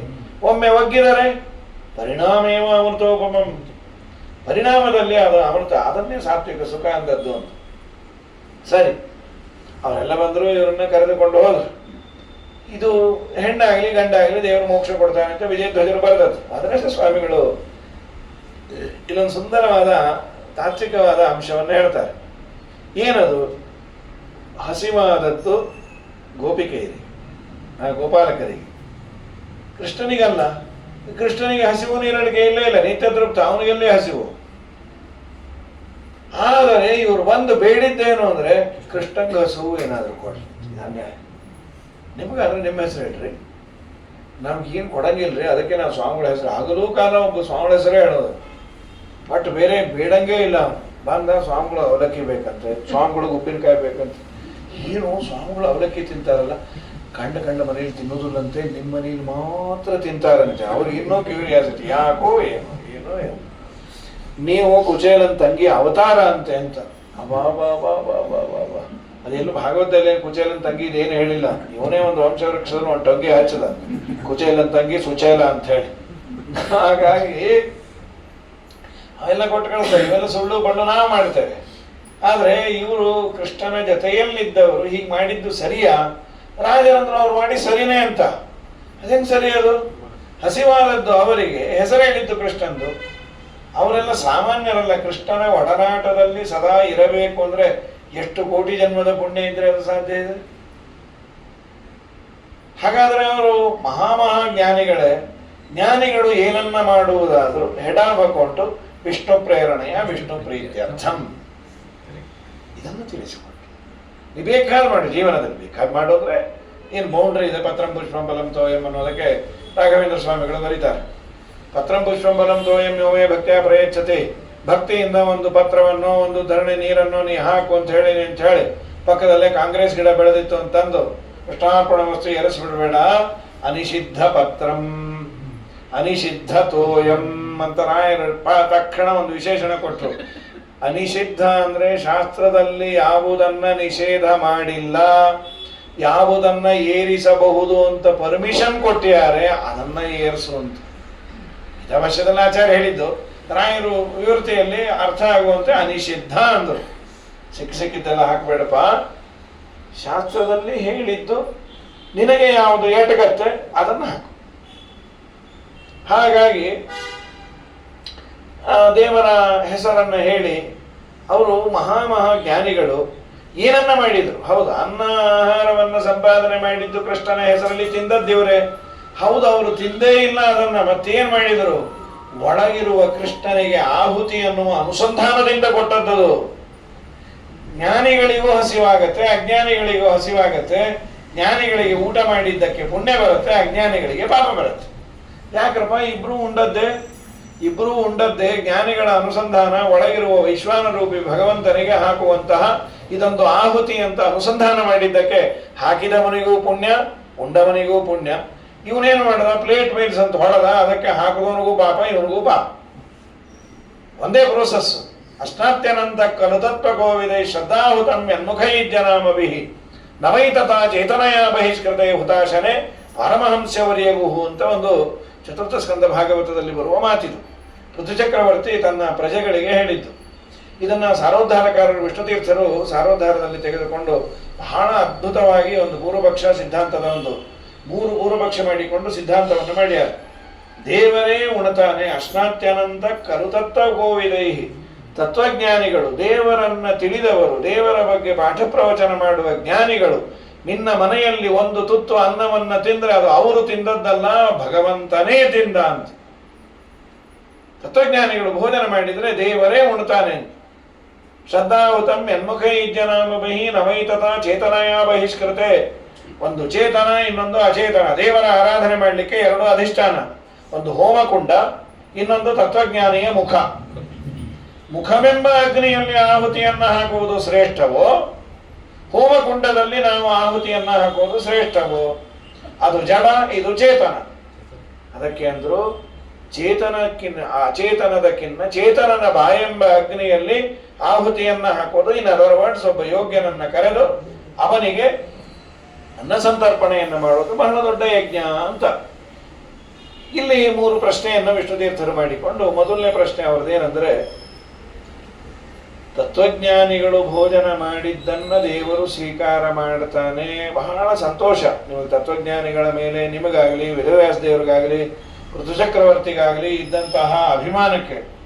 ಆದರೆ ಒಂದು ಆಡಬೇಕಾದರೆ ಅದರ ಹಿಂದೆ ಬರುವ ಸಮಸ್ಯೆಗಳನ್ನು ನೋಡಿ ಆಡ್ರಪ್ಪ ಅಂದ್ರು. ಏನು ಸಮಸ್ಯೆ? ತತ್ವಜ್ಞಾನಿಗಳು ಭೋಜನ ಮಾಡಿದ್ದನ್ನ ದೇವರು ಸ್ವೀಕಾರ ಮಾಡ್ತಾನೆ ಅನ್ನುವ ಮಾತಿನಿಂದಲೇ ಸಿದ್ಧ ಆದದ್ದು. ತತ್ವಜ್ಞಾನಿಗಳಿಂದ ಭಿನ್ನರಾದವರು ಸ್ವೀಕಾರ ಮಾಡಿದರೆ ಅದನ್ನ ದೇವರು ತಗೊಳ್ಳೋದಿಲ್ಲ. ಒಬ್ಬ ಯೋಗ್ಯ ಭೋಜನ ಮಾಡಿದರೆ ಅದು ದೇವರಿಗೆ ಮುಟ್ಟತ್ತೆ, ಇನ್ನೊಬ್ಬ ಅಯೋಗ್ಯ ಭೋಜನ ಮಾಡಿದರೆ ಮುಟ್ಟೋದಿಲ್ಲ ಅಂತ. ಆದರೆ ಶಾಸ್ತ್ರದಲ್ಲಿ ಹೇಳ್ತಾರೆ, ಸರ್ವಸಾರ ಭೋಕ್ತೃ. ಯಾರೇ ಭೋಜನ ಮಾಡಿದ್ರು, ಯಾವುದೇ ಪ್ರಾಣಿ ಅನ್ನ ಆಹಾರವನ್ನು ತಿಂದ ಆನಂದ ಆದರೂ ಅದರ ಸಾರವನ್ನು ತಗೊಳ್ಳೋನು ದೇವರು ಅಂತ ನೀವೇ ಹೇಳಿ ಶಾಸ್ತ್ರದಲ್ಲಿ. ಈಗ ಒಂದು ಲಿಮಿಟ್ ಮಾಡಿದ್ರಿ, ಏನು? ತತ್ವಜ್ಞಾನಿಗಳು ಮಾತ್ರ ಅಂತ. ಸೊ ನೀವಾಡುವ ಮಾತನ್ನ ಎಚ್ಚರ ತಪ್ಪಿ ಆಡಿದ್ದರಿಂದ ಬಂದ ಅರ್ಥ ಏನು ಅಂದ್ರೆ, ದೇವರ ಎಲ್ಲೆಗೆ ಒಂದು ಬೌಂಡ್ರಿ ಹಾಕಿ ಅದು ಮತ್ತೆ ಉಪನಿಷತ್ತಿನ ಶಾಸ್ತ್ರದ ವಿರೋಧ ಬಂತಲ್ಲ. ಇದು ಮೊದಲನೇ ಪ್ರಶ್ನೆ. ಇನ್ನ ಹೋಮದಲ್ಲಿ ನಾವು ದೇವರಿಗೆ ಡೈರೆಕ್ಟ್ ಆಗಿ ಆಹುತಿಯನ್ನು ಹಾಕಬಹುದು. ದೇವರ ಹೆಸರು ಹೇಳಿ, ಕ್ಲೀಂ ಕೃಷ್ಣಾಯ ಸ್ವಾಹ, ಕೃಷ್ಣಾಯ ಇದನ್ನಮ, ಓಂ ನಮೋ ಭಗವತೆ ವಾಸುದೇವಾಯ ಸ್ವಾಹ, ಓಂ ನಮೋ ಭಗವತೆ ವಾಸುದೇವಾಯ ಇದನ್ನಮ, ಓಂ ನಮೋ ನಾರಾಯಣಾಯ ಸ್ವಾಹ, ನಾರಾಯಣಾಯ ಇದನ್ನಮ. ಇದು ದೇವತೆಗಳನ್ನ ಉದ್ದೇಶ ಮಾಡಿ ದೇವರ ಹೆಸರನ್ನೇ ಹೇಳಿ ದೇವರಿಗೆ ಡೈರೆಕ್ಟ್ ಆಗಿ ಹಾಕಿದ್ವಿ ಅನ್ನೋ ತೃಪ್ತಿ. ಅದೇ ತತ್ವಜ್ಞಾನಿ ಭೋಜನವನ್ನ ಮಾಡಬೇಕಾದ್ರೆ ಅವನು ಪ್ರಾಣಾಹುತಿ ಏನಂತ ತಗೊಳ್ತಾನೆ? ಪ್ರಾಣಾಯ ಸ್ವಾಹ, ಅಪಾನಾಯ ಸ್ವಾಹ, ವ್ಯಾನಾಯ ಸ್ವಾಹ, ಉದಾನಾಯ ಸ್ವಾಹ, ಸಮಾನಾಯ ಸ್ವಾಹ ಅಂತ ತಗೊಳ್ತಾನೆ ವಿನಃ ಯಾರು ನಾರಾಯಣಾಯ ಸ್ವಾಹ, ಕೃಷ್ಣಾಯ ಸ್ವಾಹ, ಅವರವ್ರ ಕುಲದೇವರು ವೆಂಕಟೇಶ್ವರಾಯ ಸ್ವಾಹ, ಬಾಲಾಜಿಯ ಸ್ವಾಹ ಅಂತ ಯಾರು ತಗೊಳ್ಳೋದಿಲ್ಲ.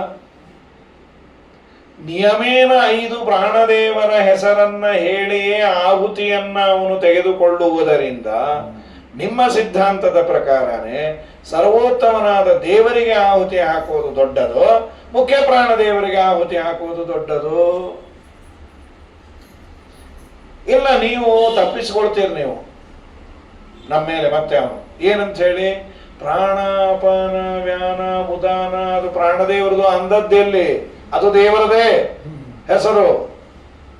ಪ್ರಾಣಾಪಾನ ವ್ಯಾನ ಉದಾನ ಸಮಾನ ಅನ್ನೋದು ಮುಖ್ಯ ಪ್ರಾಣದೇವರ ಹೆಸರಲ್ಲ, ದೇವರದೇ. ಆದ್ದರಿಂದ ದೇವರಿಗೆ ಆಹುತಿ ಕೊಟ್ಟ ಅವನು ಅಂತ ನೀವು ಯಾಮಾರಿಸ್ತೀರಿ. ಅದನ್ನ ನಾವು ಒಪ್ಪಂಗಿಲ್ಲ ಅಂದ. ಯಾಕೆ? ನಿಯಮೇನ ಪ್ರಾಣ ಅಪಾನ ವ್ಯಾನ ಉದಾನ ಸಮಾನ ಅಂತಾನೆ ಕೊಡೋದರಿಂದ ಅದು ಪ್ರಾಣದೇವರ 5 ರೂಪ. ದೇವರಿಗೆ ಕೊಡೋದ್ರೆ ಒಂದೊಂದಿನ ಅವನನ್ನು ಕೊಡ್ಲಿ. 1 5 ಭಗವಂತನ ರೂಪವೇ ಆದರೆ ಪ್ರಾಣ ಅಪಾನ ವ್ಯಾನ ಉದಾನ ಒಂದೇ ಕೊಟ್ಟರೆ ಸಾಕು. ಪ್ರಾಣಾಯ ಸ್ವಾಹ, ಪ್ರಾಣಾಯ ಸ್ವಾಹ, ಪ್ರಾಣಾಯ ಸ್ವಾಹ, ಪ್ರಾಣಾಯ ಸ್ವಾಹ. ಯಾಕೆ 5? ಇವೆಲ್ಲ ಪ್ರಶ್ನೆಗಳು. ಇನ್ನು ಕಡೆಯ ಪ್ರಶ್ನೆ, ತತ್ವಜ್ಞಾನಿಗಳು ಭೋಜನ ಮಾಡಿದರೆ ದೇವರು ಸ್ವೀಕಾರ ಮಾಡ್ತಾನೆ ಅಂದ್ರಲ್ಲ, ತತ್ವಜ್ಞಾನಿಗಳು ಅಂತ ಯಾರನ್ನ ನೀವು ರೆಕಗ್ನೈಸ್ ಮಾಡಿದಿರಿ, ಯಾರನ್ನ ನೀವು ಪರ್ಮಿಟ್ ಮಾಡಿದಿರಿ, ಯಾರಿಗೆ ನೀವು ಲೈಸೆನ್ಸ್ ಕೊಟ್ಟಿದ್ದೀರಿ ಅದನ್ನು ಹೇಳಿ ಅಂಥೇಳಿ ಪ್ರಶ್ನೆಯನ್ನು ಮಾಡಿಕೊಂಡು ವಿಷ್ಣುತೀರ್ಥರು ಒಂದೊಂದೇ ಉತ್ತರವನ್ನು ಕೊಡ್ತಾರೆ. ಸರ್ವಸಾರ ಭೋಕ್ತೃತ್ವಕ್ಕೆ ಏನೂ ಧಕ್ಕೆ ಇಲ್ಲ. ಯಾರೇ ಭೋಜನವನ್ನ ಮಾಡಿದರೂ ಸಾರವನ್ನ ಸ್ವೀಕಾರ ಮಾಡೋನ್ ದೇವರೇ. ಮತ್ತು ತತ್ವಜ್ಞಾನಿಗಳು ಭೋಜನ ಮಾಡಿದರೆ ದೇವರು ತಗೋತಾನೆ ಅಂದಾಕ್ಷಿಣ್ಯ ಬೇರೆಯವರು ಭೋಜನ ಮಾಡಿದಾಗ ತಗೋಬೋದಿಲ್ಲ ನಾವು ಹೇಳಿವೆ ಅಲ್ಲಿ.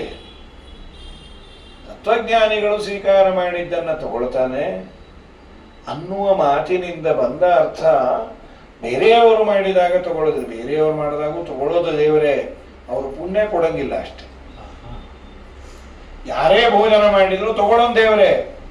ತತ್ವಜ್ಞಾನಿಗಳು ಮಾಡಿದಾಗ ಆದರ ಇದೆ, ಇವನು ಮಾಡಿದಾಗ ಆದರ ಇಲ್ಲ. ಒಂದು ಎಕ್ಸಾಂಪಲ್ ತಗೊಳ್ಳೋದಾದ್ರೆ, ಆಟೋದಲ್ಲಿ ಬರ್ತಾರೆ, ಏನೋ ಒಂದು ಚೀಲ ಗೀಲ ಮರ್ತಿದ್ದೇವೆ, ಅದರಲ್ಲಿ ಏನೋ ಬೆಳ್ಳಿಯೋ ಬಂಗಾರವೋ ಕ್ಯಾಶೋ ಇದೆ.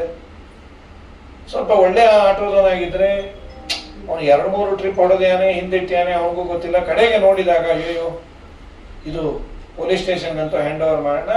ಸರ್ ನಾನು ಬೆಳಗ್ಗೆಯಿಂದ ಟ್ರಿಪ್ಪು ಓಡಿಸಿದ್ದು ಇಷ್ಟು ಜನದ್ದು, ಓಲಾನೋ ಊಬರ್ ಆದರೆ ಫೋನ್ ನಂಬರ್ ಇರುತ್ತೆ, ಅವನೇ ತೊಗೊಂಡು ಹೋಗಿ ನಿಯರೆಸ್ಟ್ ಪೊಲೀಸ್ ಸ್ಟೇಷನ್ ಕೊಟ್ಟು ಇದು ನಮ್ಮದಲ್ಲ, ನೀವು ಯಾರಿಗಾನ ಹ್ಯಾಂಡ್ ಓವರ್ ಮಾಡಿ ಅಂದರೆ, ಅಷ್ಟರಲ್ಲಿ ಯಾರಾದರೂ ಅವರು ಪೊಲೀಸ್ ಸ್ಟೇಷನ್ಗೆ ತಿಳಿಸಿದ್ರೆ ಇವನನ್ನು ಕರೆಸಿ ಎಷ್ಟು ಒಳ್ಳೆಯವನು, ಎಷ್ಟು ಪ್ರಾಮಾಣಿಕ ನೀನು, ಇದು ಬೆಂಗಳೂರಿಗೆ ಕೀರ್ತಿ ತರುವ ಆಟೋ ಡ್ರೈವರ್ ಅಂಥೇಳಿ ಆ ಬ್ಯಾಗ್ ಅವರು ಕೊಟ್ಟು ಅವ್ರ ಸಂತೋಷದಿಂದ ಇವನಿಗೊಂದಿಷ್ಟು ಟಿಪ್ಸ್ ಕೊಟ್ಟು ಬಹಳ ಚಲೋ ಆಯಿತು.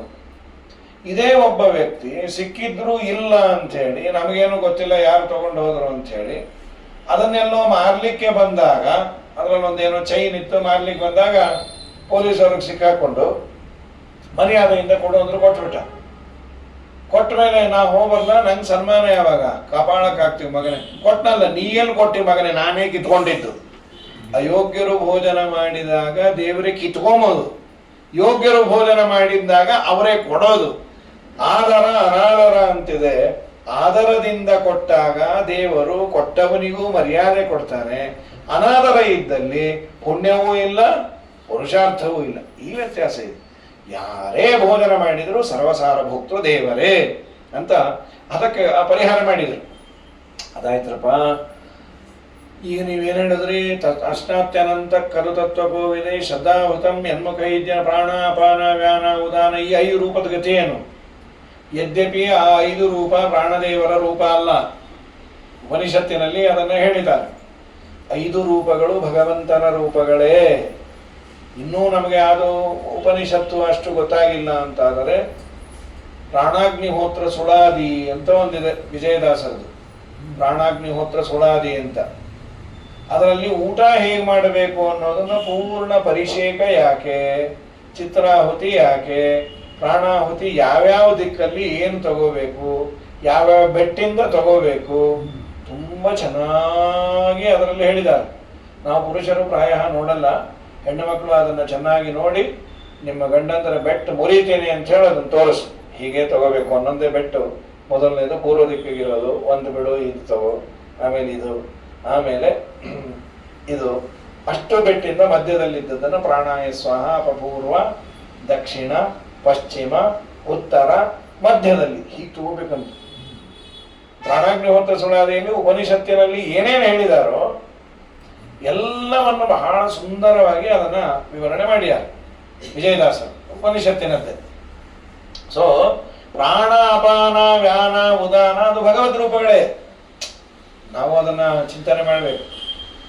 ಭಗವದ್ ರೂಪಗಳಿಗೆ ಅದನ್ನ ನಾವು ಆಹುತಿ ಅಂತ ಕೊಡೋದು ಅಲ್ಲ. ಮತ್ತೆ ನಿಯಮೇನ 5 ಯಾಕೆ ಕೊಡ್ತೀರಿ? 5 ರೂಪಗಳು ಬೇರೆ ಬೇರೆ ವ್ಯಾಪಾರವನ್ನು ಮಾಡುತ್ತೆ, ಅದರಿಂದ ಕೊಟ್ಟಿದ್ದೀವಿ, ಏನು ತೊಂದರೆ ಇಲ್ಲ. ಇನ್ನು ಕಡೆ ಪ್ರಶ್ನೆ, ತತ್ವಜ್ಞಾನಿಗಳು ಅಂದ್ರೆ ನಿಮ್ಮ ದೃಷ್ಟಿಯಲ್ಲಿ ಯಾರು ಅಂದ್ರೆ ಪರಮಹಂಸ ವರ್ಯಗುಹು ಅನ್ನೋ ಒಂದು ಪದ ಇದೆ. ಪರಮಹಂಸರಿಂದ ವರ್ಯಗುಹು ಗಾಹ ಅಂದ್ರೆ ಮಾತುಗಳು, ಪರಮಹಂಸರಿಂದ ವರಣೀಯವಾದ ಮಾತುಗಳು ಯಾರಿಗೆ ಉಂಟು ಅಂದ್ರೆ ಜ್ಞಾನಿಗಳು ಯಾರನ್ನ ನಿರಂತರ ಸ್ತೋತ್ರ ಮಾಡಿದ್ದಾರೆ, ಆ ಸ್ತೋತ್ರಗಳ ಪಾರಾಯಣ ಪುಣ್ಯ ಕಥೆಗಳನ್ನ ಮಾಡಿ ಯಾರು ಶುದ್ಧರಾಗಿರ್ತಾರೋ ಅವರು ತತ್ವಜ್ಞಾನಿಗಳು ಅಂತ ಹೇಳಿ. ಜ್ಞಾನಿಗಳು ಭೋಜನ ಮಾಡಿದಾಗ ಇಷ್ಟು ಪುಣ್ಯ ಇದೆ, ದೇವರೇ ಒಳಗೆ ನಿಂತು ತಿಂತಾನೆ. ಅಷ್ಟಾತ್ಯನಂತಹ ಖಲು ತತ್ವ ಗೋವಿದೈ. ಇದನ್ನೇ ಗೋಪಾಲ ಬಾಲಕರು ಕೃಷ್ಣನಿಗೆ ಹಸಿವಾಗಿದೆ ಅಂತ ಕೇಳಿದ ಅದಕ್ಕೆ. ಇದರಿಂದ ನಮಗೊಂದು ಪಾಠ, ಏನೇ ಮಾಡೋದಾದರೂ ಹೆಸರಂತೂ ಕೃಷ್ಣಂತ ಹೇಳಿ ನಮ್ಮಪ್ಪನ ಗಂಟೆನೋಯ್ತು. ಚಲೋ ಮನೆ ಕಟ್ಟಿದ್ರಿ, ಯಾಕೆ ಮನೆ ಕಟ್ಟಿದ್ರಿ? ಇನ್ಯಾಕೆ ಇರಕ್ಕೆ?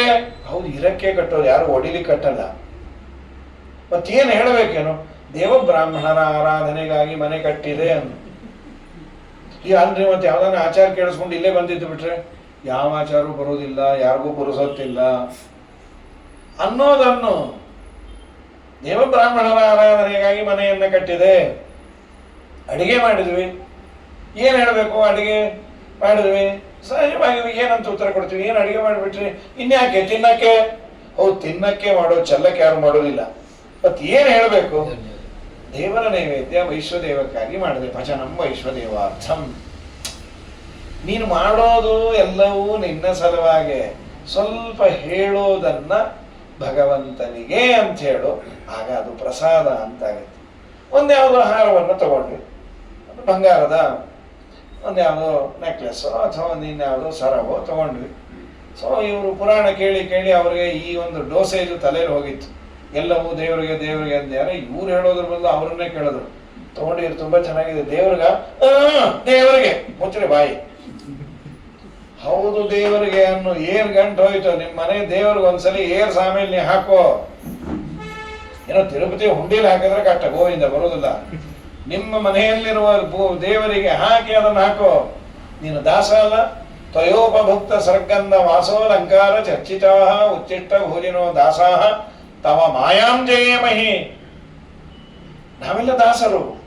ದಾಸರು ಅಂತ ಆಗಬೇಕಾದ್ರೆ ಬರೀ ಹೇಳಿಕೊಂಡ್ರೆ ಆಗೋದಿಲ್ಲ. ಆ ಕಾನ್ಸೆಪ್ಟು, ಆ ತರಹದ ಜೀವನ ಇರಬೇಕಂತೆ. ದೇವರು ಉಂಡು ಹುಟ್ಟದ್ದು, ದೇವರು ಬಿಟ್ಟದ್ದನ್ನೇ ನಾವು ಧಾರಣೆ ಮಾಡಿದರೆ ದಾಸರಾಗ್ತೀವಿ. ಇಷ್ಟೆಲ್ಲ ಮಹಾದೊಡ್ಡ ದಾಸರಾದ ಪುರಂದರದಾಸರು ಕೇಳಿದ್ದೇ ಅದಕ್ಕೆ. ದುರ್ಬುದ್ಧಿಗಳನ್ನೆಲ್ಲ ಬಿಡಿಸೋ ನಿನ್ನ ಕರುಣ ಕವಚವೆನ್ನ ಹರಣಕ್ಕೆ ತೊಡಿಸೋ, ಚರಣ ಸೇವೆ ನನಗೆ ಕೊಡಿಸೋ, ಅಭಯ ಕರ ಪುಷ್ಪವೆನ್ನಯ ಶಿರದಲ್ಲಿ ಮುಡಿಸೋ, ದಾಸನ ಮಾಡಿಕೋ ಎನ್ನ ಸ್ವಾಮಿ ಸಾಸಿರ ನಾಮದ ವೆಂಕಟರಮಣ, ದಾಸನ ಮಾಡಿಕೋ ಎನ್ನ. ನಾನು ದಾಸ ಅಂತ ಹೇಳ್ಕೊಂಡ್ರಾಗಲ್ಲ. ನಿನ್ನ ಅಟೆಂಡೆನ್ಸ್ ಲಿಸ್ಟಲ್ಲಿ ನನ್ನ ಹೆಸರಿದ್ರೆ ದಾಸನ ಮಾಡಿಕೋ ಎನ್ನ ಅಂತ ಅರ್ಥನೆ ಮಾಡ್ತಾರೆ. ನಾವು ಹೀಗಿದ್ರೆ ಮಾಡಿಕೊಳ್ತಾನೆ. ಎಲ್ಲವೂ ಶ್ರೀಹರಿಗಾಗಿ, ಶ್ರೀಹರಿ ಪ್ರೇರಣೆಯ, ಶ್ರೀಹರಿ ಪ್ರೀತ್ಯರ್ಥಂ.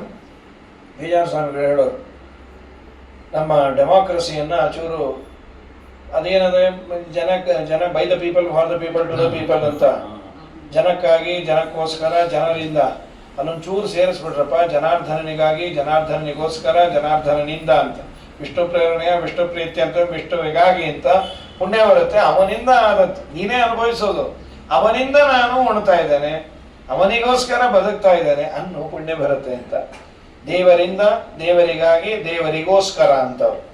ಹೀಗಾಗಿ ಇದಾದ ಮೇಲೆ ಇಂದ್ರದೇವರಿಗೆ ಸ್ವಲ್ಪ ಅಹಂಕಾರ ಬಂದಿತ್ತು. ದೇವರು ಅದನ್ನು ಕಡಿಮೆ ಮಾಡಬೇಕು. ಇದು ಗೋಪಾಲಕರಿಗೆ ಯಾರಿಗೂ ಗೊತ್ತಿಲ್ಲ. ಮಳೆ ಕೊಡುವ ದೇವರು ಇಂದ್ರದೇವರು.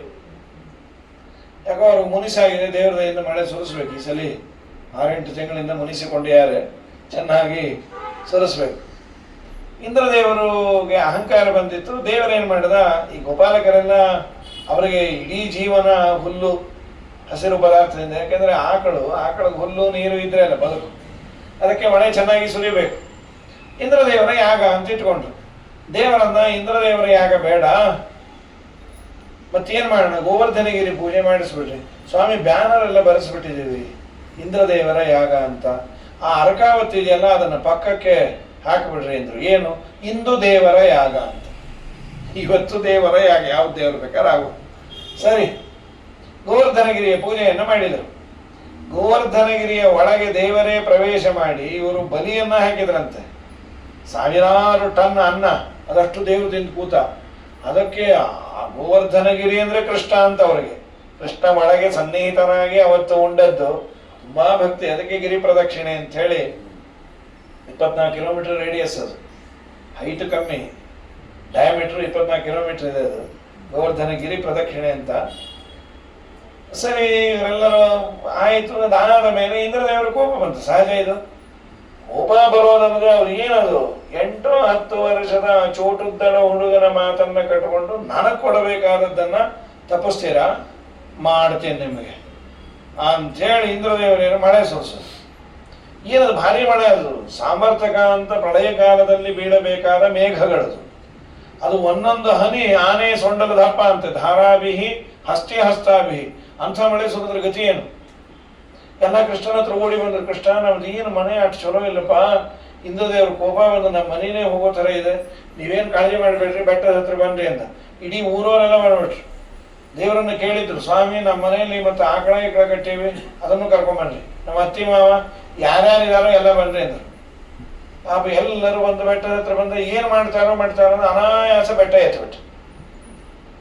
ಗಿರಿಗಳಿಂದವರ ಶರದಿ ಬಂಧಿಸಿದ ಪರಮ ಸಮರ್ಥ ಶ್ರೀ ರಾಮರೇ ಗಿರಿಯ ತನ್ನ ಕಿರಿಬೆರಳನೆತ್ತಿ ಗೋಪರ ಕಾಯ್ದ ಶ್ರೀ ಕೃಷ್ಣ ಹರೇ ಜೈ ಜಯ ರಾಮ ಹರೇ ಜೈ ಜೈ ಕೃಷ್ಣ ಹರೇ.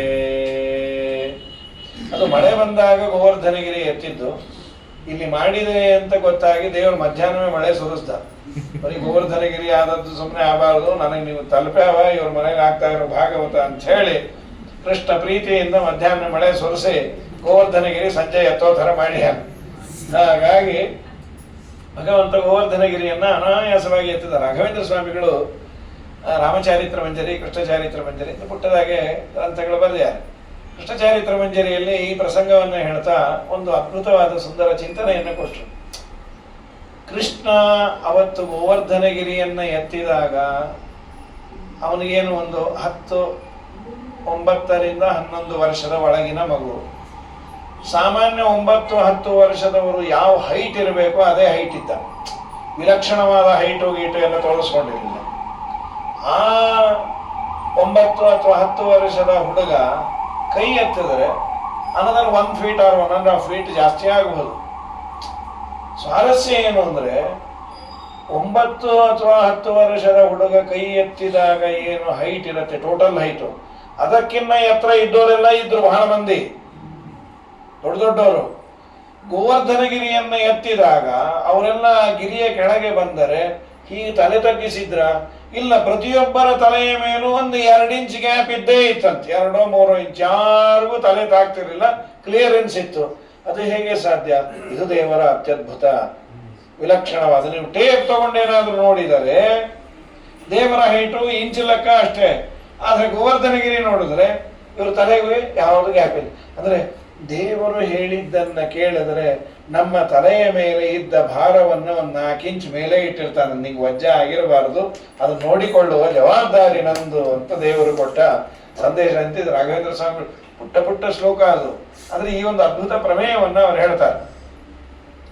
ಸರಿ, ಎಲ್ಲರೂ ಅಲ್ಲಿ ಬಂದ್ರು. ಸಾಮಾನ್ಯ ಮನುಷ್ಯರ ಸಹಜ ಸ್ವಭಾವ ಅಲ್ಲ, ಒಳಗೆ ಕೆಲವು ಭಯ. ಯಾವಾಗ ಬಿಟ್ಟು ಹೊಡ್ತಾನೋ ಏನು, ಎಷ್ಟೊತ್ತು ಇಟ್ಕೊಳ್ಲಿಕ್ಕಾಗತ್ರಿ? ಗೋವರ್ಧನಗಿರಿ ಎಲ್ಲ ಸುಮ್ಮನೆ ಹೀಗೆ ಒಂದು 10 ನಿಮಿಷ ಇಟ್ಕೊಂಡಿರ್ಲಿಕ್ಕಾಗಲ್ಲ, ಹೀಗೆ ಇಳಿಸ್ಬಿಡ್ತೇವೆ. ಆಯ್ತು, ಪರಮಾತ್ಮನ ನೋಡ್ತೀಯಾರೆ ಅಂದು ಬಿಟ್ರಿ ಯಾರೋ, ಕಮಲಮ್ಮ ಎಪ್ಪಡು ಪಡಿಪೋತುಂದೇ ಬಿದ್ರೆ ಗೋವಿಂದ ಅಂದ್ರು. ಮುಚ್ಚಿರಿ ಬಾಯಿ, ನಾಸ್ ಬಾಯಿ ನಾಗಮ್ಮ ಬಿದ್ರೆ ಬಿತ್ಕೊಂಡ್ಲೆ ಆಯ್ತು, ಎಲ್ಲಾರು ಚಟ್ನಿ ಹಾಕ್ತಿವಿ.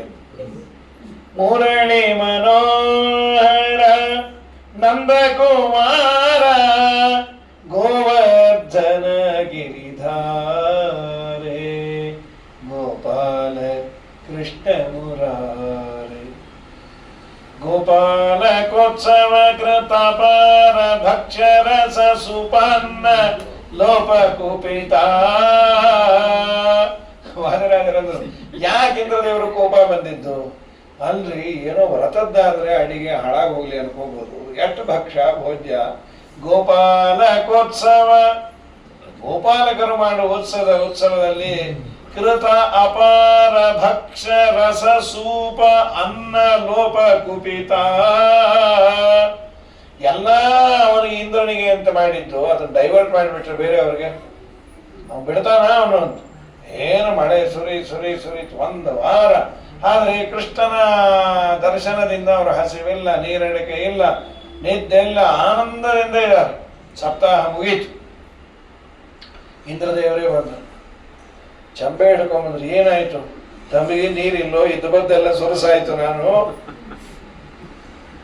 ದಯಮಾಡಿ ಕ್ಷಮಿಸು. ನೀನೆಲ್ಲಿ, ನಾನೆಲ್ಲಿ?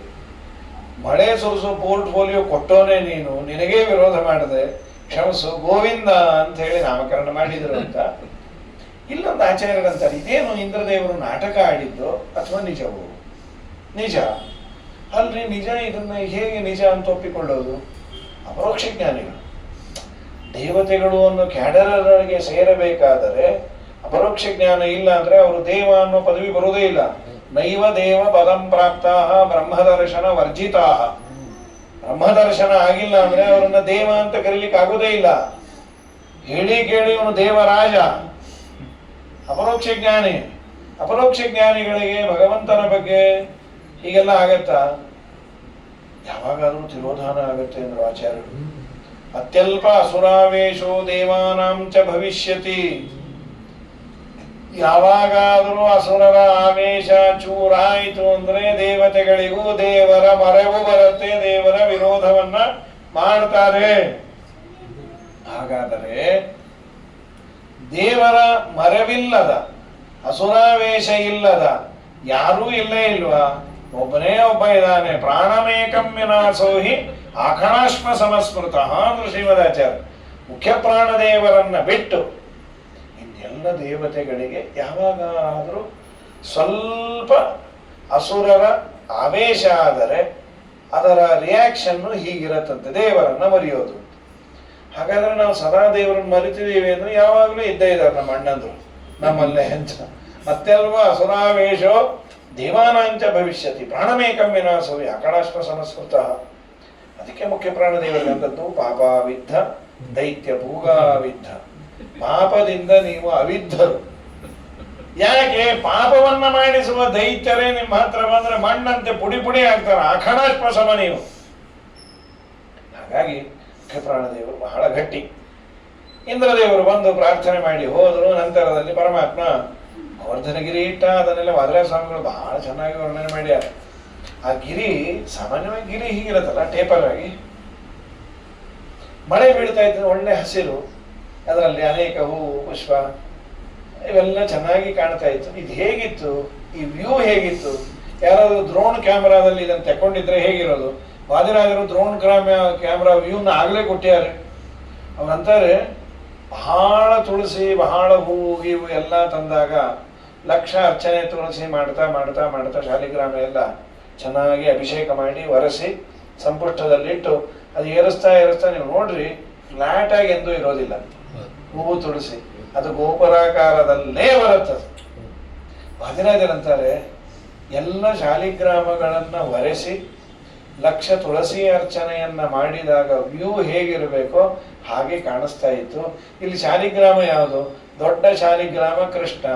ಕೃಷ್ಣ ಭಕ್ತರ ಅಂತರ್ಯಾಮಿಯಾಗಿರುವ ಭಗವದ್ ರೂಪಗಳೆಲ್ಲ ಪುಟ್ಟ ಪುಟ್ಟ ಶಾಲಿಗ್ರಾಮ. ನೀರಿನ ಕೆಳದಲ್ಲಿ ಅವರದ ರಿಫ್ಲೆಕ್ಷನ್ ಇತ್ತು. ಸಂಪುಷ್ಟದ ಕೆಳಭಾಗ ಅದು, ಮೇಲೆ ಪರ್ವತ ಟೇಪರ್ ಆಗಿತ್ತಲ್ಲ.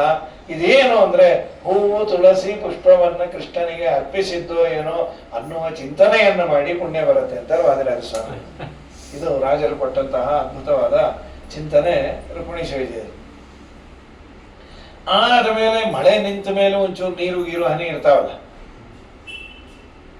ಕೃಷ್ಣ ಕೇಳದ, ಅಲ್ಲೋ ಏನ್ ಮಳೆ ನಿಲ್ತೋ ಇಲ್ಲೋ? ನಿಲ್ತು ಸ್ವಾಮಿ. ಅಲ್ಲೋ ಇನ್ನು ಮೋಡ ನೀಲಿ ಇದೆಯಲ್ಲ, ಏ ನೀಲಮ್ಮೈವ, ಅದು ಮೋಡದಲ್ಲಪ್ಪ, ಮತ್ತೇನದು? ಇಂದ್ರನ ಮುಖ ನೀಲಿ ಆಗ್ಯಾವ. ಎಷ್ಟು ನೀರು ಸುರಿಸಿದ್ರು ಏನೇನೂ ಆಗ್ಲಿಲ್ಲ ಈ ಮಹಾರಾಯಂಗೆ. ನೀರೂ ಹೋಯ್ತು, ನನ್ನ ಮರ್ಯಾದೆನೂ ಹೋಯ್ತು ಅಂತ. ನೀರು ಬೀಳ್ಲಿಕ್ಕತ್ತಾವಲ್ಲೋ, ನೀಲಿ ಬಣ್ಣ ಹೋಗಲಿ, ಅದು ನೀರಲ್ರಿ, ಮಳೆ ನೀರಲ್ಲ, ಇಂದ್ರನ ಕಣ್ಣೀರು ಅಂತ. ಈಗ ರಾಜರು ಅದನ್ನ ವರ್ಣನೆ ಮಾಡಿ ಇಂದ್ರದೇವರಿಗೆ ಬಹಳ ದೊಡ್ಡವರು, ಬಹಳ ದೊಡ್ಡವರು. ನಾವೆಲ್ಲ ಮಾತಲ್ಲ. ಪರಮಾತ್ಮ ಯಾರನ್ನ ಬೇಕಾದ್ರೂ ನಿಯಂತ್ರಣೆ ಮಾಡ್ತಾನೆ ಅನ್ನುವ ಅಂಶವನ್ನ ತೋರಿಸ್ಯಾರ. ಅಲ್ಲೋ ಮತ್ತೆ ಗುಡುಗು ಮಿಂಚಲ್ಲ, ಇವೆಲ್ಲ ಗುಡುಗು ಮಿಂಚಲ್ರಿ ಇವು. ಮತ್ತೇನದು? ಮಳೆ ನಿಲ್ತಲ್ಲ ಅಂತ. ಈ ಮಳೆ ನಿಂತು ಕೂಡಲೇ ಟ್ರಾಫಿಕ್ ಬಹಳ ಇರುತ್ತೆ. ಏನು ಮನೆಯಿಂದ ಆಚೆ ಬರ್ತಾರೋ ಅಥವಾ ಮನೆ ಸೇರ್ಲಿಕ್ಕೆ ಓಡ್ ಬರ್ತಾರೋ ಅಂತ. ಮಳೆ ನಿಂತ ಮೇಲೆ ಟ್ರಾಫಿಕ್ ಬಹಳ. ಇದು ಈಗಲ್ಲ, ವಾದರಾಜರು ಅವ್ರ ಕಾಲದಿಂದ ಇದೆ ಅಂದ್ರು. ಅದೇನದು ಎಲ್ಲಾ ಕಡೆ ಇದೆಲ್ಲ ಅದು ಗುಡುಗು ಮಿಂಚಲ್ರಿ. ದೇವತೆಗಳೆಲ್ಲ ವಿಮಾನದಲ್ಲಿ ಹೆಡ್ಲೈಟ್ ಹಾಕೊಂಡು ಓಡಾಡ್ಲಿಕ್ಕೆ ಹತ್ತಾರಲ್ಲ, ಅದೇ ಮಿಂಚು ಅಂದ್ರು. ಮತ್ತ ಆ ಗುಡುಗು ಆ ಸೈಲೆನ್ಸರ್ ಶಬ್ದ ಅದು ಅಂತ ಹೇಳಿ ಇದು ರಾಜರು ಕೊಟ್ಟ ಚಿಂತನೆ. ಅದು ನೀಲಮ್ಮೈವ, ಇದು ನೀಲಿ ಅಲ್ಲ ಅಂತ ಹೇಳಿ. ಇಷ್ಟೆಲ್ಲ ಆದ ಮೇಲೆ ಮತ್ತೊಮ್ಮೆ ಪರಮಾತ್ಮ ವೇಣುನಾದವನ್ನು ಮಾಡ್ಯಾನೆ. ಅದ್ಭುತ ಅದು. ಅವರು ಅದನ್ನ ಕೇಳಿದ ಕೂಡಲೇ ಎಲ್ಲ ಗೋಪಿಕಾಸ್ತ್ರೀಯರು ಒಬ್ಬೊಬ್ರು ಒಂದೊಂದು ಕೆಲಸ ಮಾಡ್ತಾ ಇದ್ರು. ಮನೆ ಕೆಲಸ ಇರ್ತಾವಲ್ಲ, ಒಬ್ಬಳು ಹಾಲನ್ನ ಕರೀತಾ ಇದ್ದು, ಅವಳು ಅದನ್ನ ಬಿಟ್ಟು ಬಂದ್ಲು. ಮತ್ತೊಬ್ಬಳು ಮಗುವಿಗೆ ಸ್ತನ್ಯಪಾನ, ಮಗುವನ್ನು ಮುದ್ದಾಡ್ತಾ ಇದ್ದು, ಅದನ್ನ ಬಿಟ್ಟು ಬಂದ್ಲು. ಇನ್ನೊಬ್ಳು ಕಣ್ಣಿಗೆ ಕಾಡಿಗೆಯನ್ನು ಹಚ್ಕೊಳ್ತಾ ಇದ್ದು, ಹೀಗೆ ಹಚ್ಕೊಳ್ತಾ ಇದ್ದು, ಒಂದೇ ಕಣ್ಣಿಗೆ ಅದು ಇನ್ನೊಂದು ಕಣ್ಣಿಗೆ ಆಗಬೇಕಾಗಿತ್ತು. ವೇಣುನಾದ ಕೇಳ್ತಾ ಕೇಳ್ತಾ ಕೇಳ್ತಾ ಕಾನ್ಸಂಟ್ರೇಷನ್ ಅಲ್ಲಿ ಹೋಗಿ ಇಲ್ಲೆಲ್ಲೋ ಇಳಿದು ಬಿಡ್ತಾರೆ. ಇನ್ನೊಂದು ಕಣ್ಣಿಗೆ ಕಾಡಿಗೆ ಬಿಟ್ಟು ಓಡೇ ಬಂದಂತ. ಇನ್ನೊಬ್ಳು ಬಡಿಸ್ತಾ ಇದ್ಲು ಗಂಡನಿಗೆ, ಈಗ ಇನ್ನೇನು ಸೌಟ್ ಹಾಕಬೇಕು, ವೇಣುನಾದ ಕೇಳಿಸ್ತು, ಸ್ವಲ್ಪ ರೂಟ್ ಡೈವರ್ಟ್ ಆಯ್ತು, ಗಂಡನಿಗೆ ಸೌಟ್ ಕೊಡ್ಲು, ತಗೊಳ್ಳಿ. ಯಾಕೆ ಅಂದ ಅವನು, ಸೌಟೇ ಸಾಕು, ಸೌಟಲ್ಲಿ ಬೇಕು ಅಂದ. ಸೌಟೇ ಸಾಕು ತಗೊಳ್ಳಿ ಅಂತ ಹೇಳ್ಬಾರ್ದು. ಮಾದ್ರ ಸ್ವಾಮಿಗಳಂದ್ರು ಇದೆಲ್ಲ ಏನಿದು, ಹೀಗೆಲ್ಲ ಬಿಟ್ಟು ಬಂದ್ರಲ್ಲ, ಎಲ್ಲ ಚಲೋನೇ ಅಂದ್ರು. ಯಾಕೆ ಅಂದ್ರು, ನೋಡ್ರಿ ಅಲ್ಲಿ ಕೃಷ್ಣ ಅನ್ನೋ ಕಾಮಧೇನು ಇದ್ದಾಗ ಈ ಲೋಕಲ್ ಹಸು ಯಾಕೆ ಅಂತ ಬಿಟ್ಟು ಬಂದಿದ್ದವಳು. ಭುಕ್ತಿಂ ವಿಸೃಜ್ಯಾಪನ, ಊಟ ಬಿಟ್ಟು ಬಂದಲ್ಲ ಯಾಕೆ ಅವಳು, ಒಬ್ಳು ಹಸಿವು ಅಂತ ಕೂತವಳು. ಕೃಷ್ಣ ಅಲ್ಲಿ ಅಮೃತವನ್ನೇ ಕೊಡಬೇಕಾದ್ರೆ ಅದರಾಮೃತವನ್ನ ಈ ಅನ್ನ ತಗೊಂಡು ಏನ್ ಮಾಡೋದು. ಮಹಾನುಭಾವರು ಸ್ವಾಮಿಗಳು ಪೂಜೆ ಅವರ ತೀರ್ಥ ಎಲ್ಲ ಸಿಗೋದಿರುತ್ತೆ. ಅಂತ ಸಂದರ್ಭದಲ್ಲಾದ್ರೂ ಒಂದಿನ ಸ್ವಲ್ಪ ಹೊತ್ತು ಉಪವಾಸ ಇರಲಿ, ಅದು ಬಿಟ್ಟು ಮನೆಯಲ್ಲಿ ಇನ್ನೇನು ಅವ್ರಂತ ಇನ್ನೊಂದು ಅರ್ಧ ತಾಸು ಎಲೆ ಹಾಕಿ ಬೇಕಾಗಿಲ್ಲ, ವಾರದ ಕೆಳಗೆ ಮಾಡಿಟ್ಟು ಬಿಸಿಬೇಳೆ ಹುಳಿಯನ್ನ ಫ್ರಿಡ್ಜಲ್ಲಿ ಇರೋದು ಅದೇ ಹಾಕಿ, ಅದು ಸಗಣಿ ಇದ್ದಾಗಿರುತ್ತೆ, ನಮ್ಗೆ ಅದೇ ಇಷ್ಟ, ತಿನ್ಕೊ ಅಂತಾರೆ. ಹಾಗಾಗಿ ದೊಡ್ಡವರು ಬಂದಾಗ ಹೊಟ್ಟೆಯನ್ನು ನೀ ಲೋಡ್ ಮಾಡ್ಕೋಬೇಡ, ಅನ್ಲೋಡ್ ಮಾಡ್ಕೊಂಡಿರು. ಇನ್ನ ಅವಳು ಗಂಡ ಮಗುವನ್ನ ಯಾಕೆ ಬಿಟ್ಟು ಬಂದ್ಲು, ಕೃಷ್ಣನ ಮುಂದೆ ಹೇಳಿಲ್ಲ ನಾ ಬ್ಯಾಚುಲರು ಅಂತ. ಈ ಮಗುನ ಕರ್ಕೊಂಡು ಕಿಟಿ ಕಿಟಿ ಮಾಡ್ತಾ ಇರ್ತಾರೆ. ಕೃಷ್ಣ ಕೇಳ್ತಾನೆ ಯಾವ್ದು ಮಗು ಅಂತ ಹೇಳಲೇಬೇಕಲ್ಲ, ಅದಕ್ಕೆ ಅವಳು ಸುಳ್ಳು ಹೇಳಲೇಬೇಕು, ಬ್ಯಾಚುಲರ್ ಅಂತ ಹೇಳಿ ಎನ್ಹಾನ್ಸ್ ಮಾಡ್ಕೊಳ್ಳಿಕ್ಕೆ ನಮ್ಮ ಅಕ್ಕಂದು ತಂಗಿದು ಅಂತ. ಆ ಮಗು ಸುಮ್ಮನೆ ಇರತ್ತಾ, ನಾನೇ ನಿನ್ನ ಮಗು ಅಲ್ವಾ, ನೀನೇ ನಮ್ಮಮ್ಮ ಅಂತ 1.5 ಗಂಟೆ ಹೊಡ್ಕೊಂಬೋದಕ್ಕಿಂತ ಇದನ್ನು ಬಿಟ್ಟು ಬರೋದೇ ವಾಸಿ ಅಂತ ಹೇಳಿ. ಇನ್ನು ಪತಿಯನ್ನ ಯಾಕೆ ಬಿಟ್ಟು ಬಂದ್ಲು, ಎಲ್ಲಿ ಪತಿ, ಅವನು ಶ್ರೀಪತಿ ಇದ್ದಾಗ ಈ ಗೀತಾಪತಿ ಎಲ್ಲ ಬೇಡ ಬೇಡ ಬಿಟ್ಕೊಳ್ರಿ ಅಂತ ಹೇಳಿ ಬಂದರು. ಕೃಷ್ಣ ಅಂದ ಮತ್ತೆ, ನೀವು ಸರ್ವಥಾ ಇಲ್ಲಿ ಬರಬಾರದು, ನಿಮ್ಮ ಪತಿ ಸೇವೆಯೇ ನನ್ನ ಸೇವೆ, ನೀವು ಇಲ್ಲಿ ಬಂದ್ರೆ ನಾನು ಪುಣ್ಯ ಕೊಡೋದಿಲ್ಲ. ಇನ್ನೊಂದು ಮಾತು ಹೇಳ್ತಾನೆ, ಅವನು ಎಂಥವನೇ ಆಗಲಿ, ರೋಗ ಇರಲಿ, ರುಜಿನ ಇರಲಿ, ಶ್ರೀಮಂತ ಇರಲಿ, ದರಿದ್ರ ಇರಲಿ, ಯಾರೇ ಇದ್ರು ಪತಿ ಸ್ತ್ರೀ ಭಿನ್ನ ತವ್ಯ ದುಶ್ಶೀಲ ದುರ್ಭಗೋ ವೃದ್ಧೋ ಜಡೋ ರೋಗ್ಯಧನೋಪಿವ ಪತಿ ಸ್ತ್ರೀ ಭಿನ್ನ ತವ್ಯ ಅಂಥೇಳಿ ಅಂದ. ಅವರೆಲ್ಲ ಅಂದ್ರೆ ಎಲ್ಲಿ ಪತಿ ಸ್ವಾಮಿ, ಪತ್ಯಂತರ್ಗತನಾಗಿ ನಾವು ಮಾಡಿದ ಸೇವೆಯನ್ನು ನೋಡಿ ನೀನೇ ಅಲ್ಲ ಪುಣ್ಯ ಕೊಡೋದು, ನಿನ್ನ ಸೇವಾನ ಡೈರೆಕ್ಟ್ ಆಗಿ ಮಾಡ್ಲಿಕ್ಕೆ ಬಂದೇವಿ. ಏನು ದ್ರಾವಿಡ ಪ್ರಾಣಾಯಾಮ, ಸರ್ವಥಾ ನಾವು ಹೋಗೋದಿಲ್ಲ. ಅದು ನಮ್ಮ ಮಾದರಾಜ ಸ್ವಾಮಿಗಳು ಅದು ತುಂಬಾ ಸುಂದರವಾಗಿ ಕೆಲವು ಪದ್ಯಗಳನ್ನು ಮಾಡ್ಯಾರ. ಆ ಪದ್ಯಗಳನ್ನ ನೋಡ್ತಾ ಇದ್ದಾಗ ಪೂರ್ವಾರ್ಧ ಉತ್ತರಾರ್ಧ ಸೇಮೆ ಇದ್ದಾಗಿದೆ. ಅದು ಧರ್ಮೋ ನವೋಯಂ ಶ್ರುತಿ ಸಂಗತಾಕ್ಷ, ಧರ್ಮೋ ನವೋಯಂ ಶ್ರುತಿ ಸಂಗತಾಕ್ಷ, ಮಾನ್ಯಂ ಭಜದ್ವಂ ರಮಣಂ ವಿಹಾಯ, ಮಾನ್ಯಂ ಭಜಾಮೋ ರಮಣಂ ವಿಹಾಯ. ಒಂದು ಪ್ರಶ್ನೆ ಇನ್ನೊಂದು ಉತ್ತರ. ಧರ್ಮೋ ನವೋಯಂ, ವಹ ಅಂದ್ರೆ ನೀವು ಅಂತ, ವಹ ನಿಮ್ಮಗಳ, ಧರ್ಮ ನ ಇದು ಧರ್ಮ ಅಲ್ಲ, ಧರ್ಮೋ ನವೋಯಂ ಶ್ರುತಿ ಸಂಗತಾಕ್ಷ. ಶ್ರುತಿ ಸಂಗತಾಕ್ಷ ಅಂದ್ರೆ ಕಿವಿವರೆಗೂ ಕಣ್ಣಿರೋರು ಅಂತ, ಅಂದ್ರೆ ಮೀನಾಕ್ಷಿಯರು ಅಂತ ಕರೀತಾರೆ. ಕಿವಿವರೆಗೂ ಕಣ್ಣಿರಲ್ಲ, ಕನ್ನಡಕ ಇರ್ತಾವಷ್ಟೇ. ಆ ಮೀನಾಕ್ಷಿಯರು ಅಂತ ದೊಡ್ಡ ಕಣ್ಣು, ಮೀನಾಕ್ಷಿಯರು ಅಂದ್ರೆ ಮೀನಿನಂತೆ ಕಣ್ಣು ಅಥವಾ ಕಿವಿಯವರೆಗೂ ಕಣ್ಣು, ದೊಡ್ಡ ಕಣ್ಣಿರೋರು ಅಂತ. ಹೆಣ್ಣು ಮಕ್ಕಳಿಗೆ ಹೊಗಳಕೇನೆ ಅದು. ತೀರ ಚಿಕ್ಕ ಕಣ್ಣಿದ್ರೆ ಅವ್ರು ಬಿಟ್ಟು ಯಾರೋ ಮುಚ್ಚಿದಾರೋ ಯಾರು ಗೊತ್ತೇ ಆಗೋದಿಲ್ಲ. ಧರ್ಮೋ ನಮೋಯಂ, ಹೇ ಸತಿಸಂಗತಾಕ್ಷ, ನೀವು ಇದು ಧರ್ಮ ಅಲ್ಲ ಹೀಗೆಲ್ಲ ಬರು. ಅವ್ರು ಅದೇ ಉತ್ತರ ಕೊಟ್ಟರು, ಧರ್ಮೋ ನಮೋಯಂ ಶ್ರುತಿ ಸಂಗತಾಕ್ಷ. ಚೂರು ವ್ಯತ್ಯಾಸ, ಶ್ರುತಿ ಸಂಗತಾಕ್ಷ ಅವ್ರಿಗೆ ಸಂಬೋಧನೆ, ಶ್ರುತಿ ಸಂಗತಾಕ್ಷ ದೇವರಿಗೆ ಸಂಬೋಧನೆ. ಅದೇಗೆ, ಶ್ರುತಿಗಳಿಂದ ತಿಳಿಯಲ್ಪಡುವ ಹೇ ಭಗವಂತ. ಇದು ವಹ ಅಂತ ಬಿಡಿಸ್ಲಿಲ್ಲ, ನವಧರ್ಮ ಇದು, ಹೊಸ ಧರ್ಮ ಇದು, ಎಲ್ಲ ಬಿಟ್ಟು ಬರೋದು. ಮಾನ್ಯಂ ಭಜದ್ವಂ ರಮಣಂ ವಿಹಾಯ, ಅನ್ಯಂ ಬೇರೆ ಅವನನ್ನ ಮಾ ಭಜದ್ವಂ ಭಜನೆ ಮಾಡಬೇಡ್ರಿ ನಿಮ್ಮ ರಮಣನನ್ನ ಗಂಡನನ್ನ ಬಿಟ್ಟು. ಅವರೇನಂದ್ರು, ಮಾನ್ಯಂ ಭಜಾಮೋ ರಮಣಂ ವಿಹಾಯ, ಸರ್ವಮಾನ್ಯನಾದ ನಿನ್ನನ್ನು ನಾವು ಭಜನೆ ಮಾಡ್ತೇವೆ, ಹೋಗು ಎಲ್ಲ ಬಿಟ್ಟು ಬಂದಿದ್ದೀವಿ. ಹೀಗೊಂದು 2-3 ಪದ್ಯ ಮಾಡ್ಯಾರ ಅದ್ರಾಗ.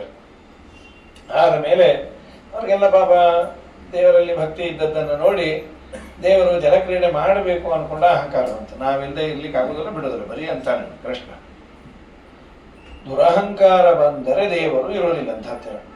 ಯಾವಾಗ ಈ ಮಾತು ಅನ್ಕೊಂಡ್ರು ಅಂತರ್ಧಾನ ಆಗ್ಬಿಟ್ಟು ಹೋಗೋದು ಹೋದ ಒಬ್ಬನ ಕಟ್ಕೊಂಡು ಬೇರೆ ಹೋದ, ಅದು ಇನ್ನೂ ತ್ರಾಸ.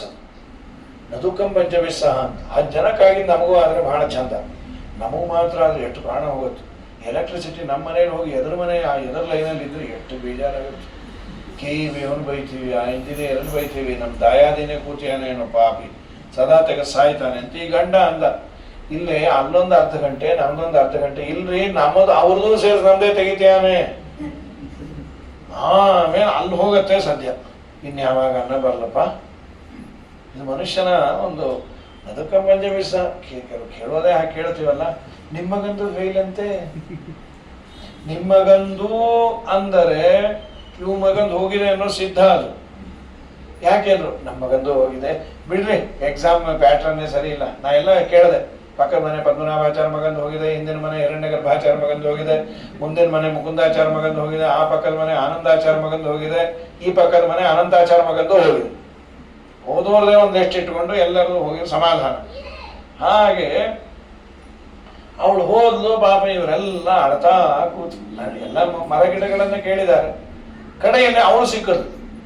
ಬಾ ಸದ್ಯ ನೀ ಸಿಕ್ದೆ ಅಲ್ವ, ಯಾಕೆ ನೀನು ಬಿಟ್ಟು ಹೋದ ಕೃಷ್ಣ? ನನ್ನ ಒಬ್ಬಳನ್ನೇ ಕರ್ಕೊಂಡ್ಬಂದಿದ್ದ ಅಂದ್ರೆ ನಾ ಬಹಳ ಚಂದ ಅಂತ ಹೇಳಿ, ಕೃಷ್ಣ ನಡಿಲಿಕ್ಕೆ ಆಗೋದಿಲ್ಲ, ನಿನ್ ತಲೆ ಮೇಲೆ ಕೊಡ್ತೀನಿ ಅಂತ ಕೂಡವ ಅಂದ. ನೀ ಬಗ್ಗು ಅಂದೆ, ಅವನು ಕೆಳಗೆ ಕೂತ. ನಾ ಕೂಡೋ ಕಾಲಕ್ಕೆ ಚೇರ್ ಎಳ್ದಾಗ ಆಯ್ತು, ಯಾರು ಇಲ್ಲ ಬಿದ್ದಿದ್ದೀನಿ, ನೀವೇ ಕೈ ಹಿಡದೇ ಇರ್ತೀರಿ. ಯಮುನಾ ತೀರದಲ್ಲಿ ಎಲ್ಲ ಕೂತು ಆಳ್ತಾರೆ. ಹತ್ತಿದ್ದು ಒಂದು ಗೀತೆ ಆಯ್ತು. ಮತ್ತೆ ನಿಮ್ಮ ತಮ್ಮ ಅದೇ ಉಡುಪಿಯಲ್ಲಿ ಭೇಟಿಯಾಗಿದ್ರು. ಅವರಂದ್ರು ದೇವರಿಗಾಗಿ ಅತ್ತರೆ ಅದು ಒಂದು ಗಾನ ಆಯಿತು ನಮ್ಮ ತಂದೆಯವರನ್ನೋರು ಅಂತ. ಪಂಡಿನಾಥಾಚಾರ್ಯ ಅಂದ್ರೆ ನಾವು ಅಳೋದು ನಗೋದು ಯಾರಿಗಾಗಿ ಅನ್ನೋದು ತುಂಬ ಮುಖ್ಯ. ದೇವರ ಪ್ರೀತಿಗಾಗಿ ಅತ್ರ ಅದೊಂದು ಪಾರಾಯಣದ ಮಟೀರಿಯಲ್ ಆಯ್ತು. ನನಗೆ ಅದು ಬೇಕು ಇದು ಬೇಕು ಅಂತ ಹತ್ರ ಅದನ್ನ ಯಾರು ಪಾರಾಯಣ ಮಾಡೋದಿಲ್ಲ. ಅವ್ರು ನೋಡ್ರಿ ಬಿಗ್ ಬಜಾರ್ಗೆ ಹೋಗ್ಬೇಕು ಅಂತ ಅಳ್ತಾ ಇದ್ರು, ಎಷ್ಟು ಚೆನ್ನಾಗಿತ್ತು, ಏನ್ ಚಂದ ಅದು, ಎಲ್ಲಾರು ಅಳೋದದೆ, ಅದನ್ನ ಯಾರು ಪಾರಾಯಣ ಮಾಡ್ತಾರೆ. ಜಯತೆ ತೇಧಿಕಂ ಜನ್ಮನ ವ್ರಜಃ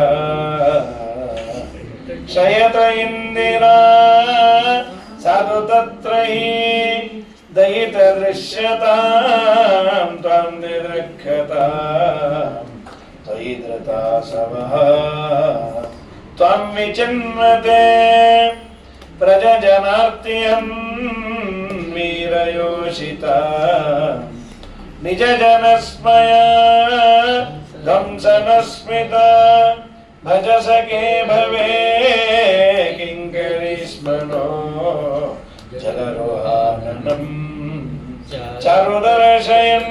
ದಿನ ನಮ್ಮಲ್ಲೆಲ್ಲ ಸಾಯಂಕಾಲ ಎಲ್ಲರ ಮನೆಯಲ್ಲಿ ಪಾರಾಯಣ ಇತ್ತಂತೆ.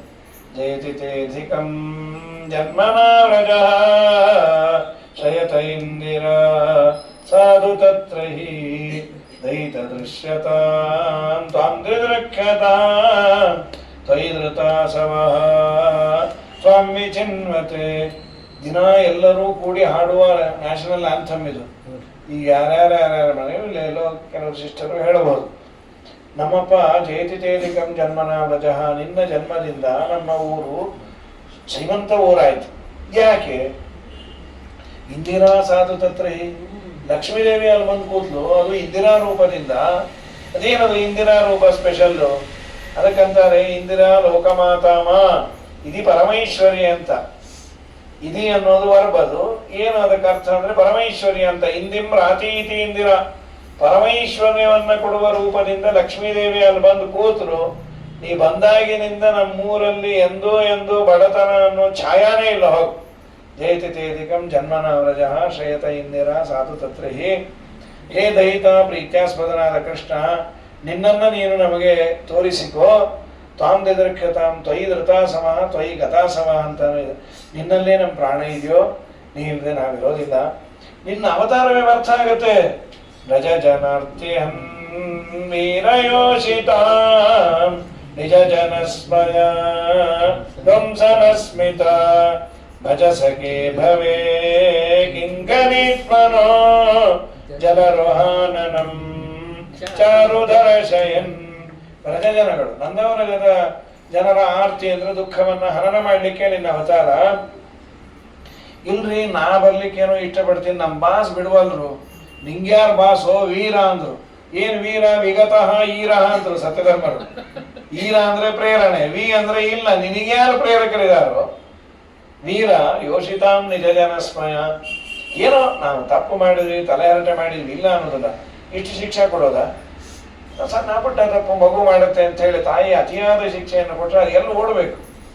ಯಾರೇ ಉಪದ್ರವ ಕೊಟ್ರೆ ಅಮ್ಮ ಒಬ್ಬಳಿದಾಳೆ ಅಂತ ಓಡೋಡಿ ಬಂದು ಅಮ್ಮನ ತಪ್ಕೊಂಬಂತೆ, ಅಮ್ಮನೇ ನೀನು ಕೈ ಮುರಿತೀನಿ ಅಂತ ಕೈಯೇ ಮುರಿದ್ಬಿಟ್ರೆ ಗತಿ ಏನು? ಯಾವುದೋ ಬಂದಿತ್ತು ರೀಸೆಂಟ್ ಆಗಿ ಪೇಪರಲ್ಲೋ ನ್ಯೂಸಲ್ಲೂ, ಮಹಾ ಉಪದ್ರವ ಕೊಡೋ ತಾಯಿ, ತಾಯಿ ದೂರ ಆದ್ಮೇಲೆ ಮಗು ಸುಖವಾಗಿದೆ ಅಂತ. ಹಾಗಾದ್ರೆ ಗತಿ ಏನದು? ನಮ್ಮಪ್ಪ ನೀ ನಮ್ಮ ತಾಯಿಯೋ ಜೈತಿಥಿ ಅಧಿಕಮ್ಮ ಅನ್ನೋದಕ್ಕೆ ನಮ್ಮ ಸತ್ಯಧರ್ಮಲ್ಲಿ ಇನ್ನೊಂದು ಅರ್ಥ ಬರೀತಾರೆ. ಈ ಹೆಣ್ಮಕ್ಳು ಸದಾ ಕೃಷ್ಣನ ಹಿಂದೆ ಮುಂದೆ ಹಿಂದೆ ಮುಂದೆ ಇದ್ದು ಬಹಳ ತ್ರಾಸಾಗವ. ನಂಗೆ ಹೊಟ್ಟೆ ಈ ಸಂಸಾರ ಬೇಡ, ನಿಮ್ಮ ನೋಡಿ ನಂಗೆ ಅಲರ್ಜಿ ಆಗಿದೆ, ನಾನು ಸನ್ಯಾಸಿ ಆಗ್ತೇನೆ ಅಂತ. ಅವ್ರಂದ್ರು ಮಾಧ್ವರ ಯಾವ ಪೀಠನೂ ಖಾಲಿ ಇಲ್ಲಪ್ಪ, ಎಲ್ಲ ಫುಲ್ ಆಗ್ಯಾವ. ನೀನು ಕೊಡ್ಲಿಕ್ಕೆ ಯಾರು ಕಾದೂ ಇಲ್ಲ, ನೀ ತಗೊಳ್ಲಿಕ್ಕೆ ಅಲ್ಲಿ ಯಾವ ಪೀಠ ಖಾಲಿ ಇಲ್ಲ. ದೇವ್ರಂದ ಬೇಡ, ನಾವು ಹುಬ್ಬಳ್ಳಿಗೆ ಹೋಗಿ 3,000 ಮಠಕ್ಕೆ ತಗೋತೀನಿ ಅಂತ. ನೀ 3,000 ತೊಗೊಂಡ್ರು ಅಷ್ಟೇ, 6,000 ತೊಗೊಂಡ್ರು ಅಷ್ಟೇ, ಒಟ್ಟು ನಿನಗೆ ಸನ್ಯಾಸ ಅನ್ನೋದು ಹಣೆಯಲ್ಲಿ ಬರೋದಿಲ್ಲ. ಯಾಕೆ ಅಂದ್ರು, ನೋಡು ಸನ್ಯಾಸಿ ಅಂತ ಆಗಬೇಕಾದ್ರೆ ಹೆಂಡತಿಯನ್ನ ಬಿಡಬೇಕು. ನೀ 24 ತಾಸು 24x7 ಎದೆ ಮೇಲೆ ಕೂಡಿಸ್ಕೊಂಡಿದ್ರೆ ನೀ ಎಲ್ಲಿ ಸನ್ಯಾಸಿಯೋ? ಜಯತಿಥೇಧಿಕಂ ಅನ್ನೋದನ್ನ ಜ ಅಂತ ಬಿಡಿಸಿ ಹೇ ಜ ಅಂತ ದೇವರಿಗೆ ಸಂಬೋಧನೆ ಅದು. ಹೇ ಜಯಶೀಲ. ಯತಿತೇಧಿಕಂ ಅಂತ ಸಮಸ್ತ ಪದ ಮಾಡಿದ್ರು. ಯತಿತಾ ಇಧಿಕಂ ಯತಿತೇಧಿಕಂ ಅಂತ ಸಂಧೆ ಆಗತ್ತದು. ಯತಿತಾ ಇಧಿಕಂ ಅಂದ್ರೆ ಏನು? ಯತಿತಾ ಅಂದ್ರೆ ಯತಿತ್ವ, ಯತಿತ್ವ ಅಂದ್ರೆ ಯತಿ ಧರ್ಮ. ನ ಹಿಂಗ ಆಗ್ಬಿಡುದಿಲ್ಲ ಅಂತ. ಯಾಕೆ ಇಧಿಕಂ ನೀನು? ಏನಿದೆ ಇಧಿಕಂ? ಈ ಅಂತಿದೆಯಲ್ಲ, ಅಲ್ಪ ಪ್ರಾಣ ಅಥವಾ ಹರಸ್ವ, ಹ್ರಸ್ವ ಈ ದೀರ್ಘ. ಈ ಅಂದ್ರೆ ಲಕ್ಷ್ಮೀದೇವಿ. ಈ ಅಂದ್ರೆ ಕಾಮ ಅಥವಾ ಬ್ರಹ್ಮರಿಗೆ ಈ ಅಂತ ಏಕಾಕ್ಷರ ಕೋಶದಲ್ಲಿ ಈ ಅಂದ್ರೆ ಕಾಮ ಅಥವಾ ಬ್ರಹ್ಮ.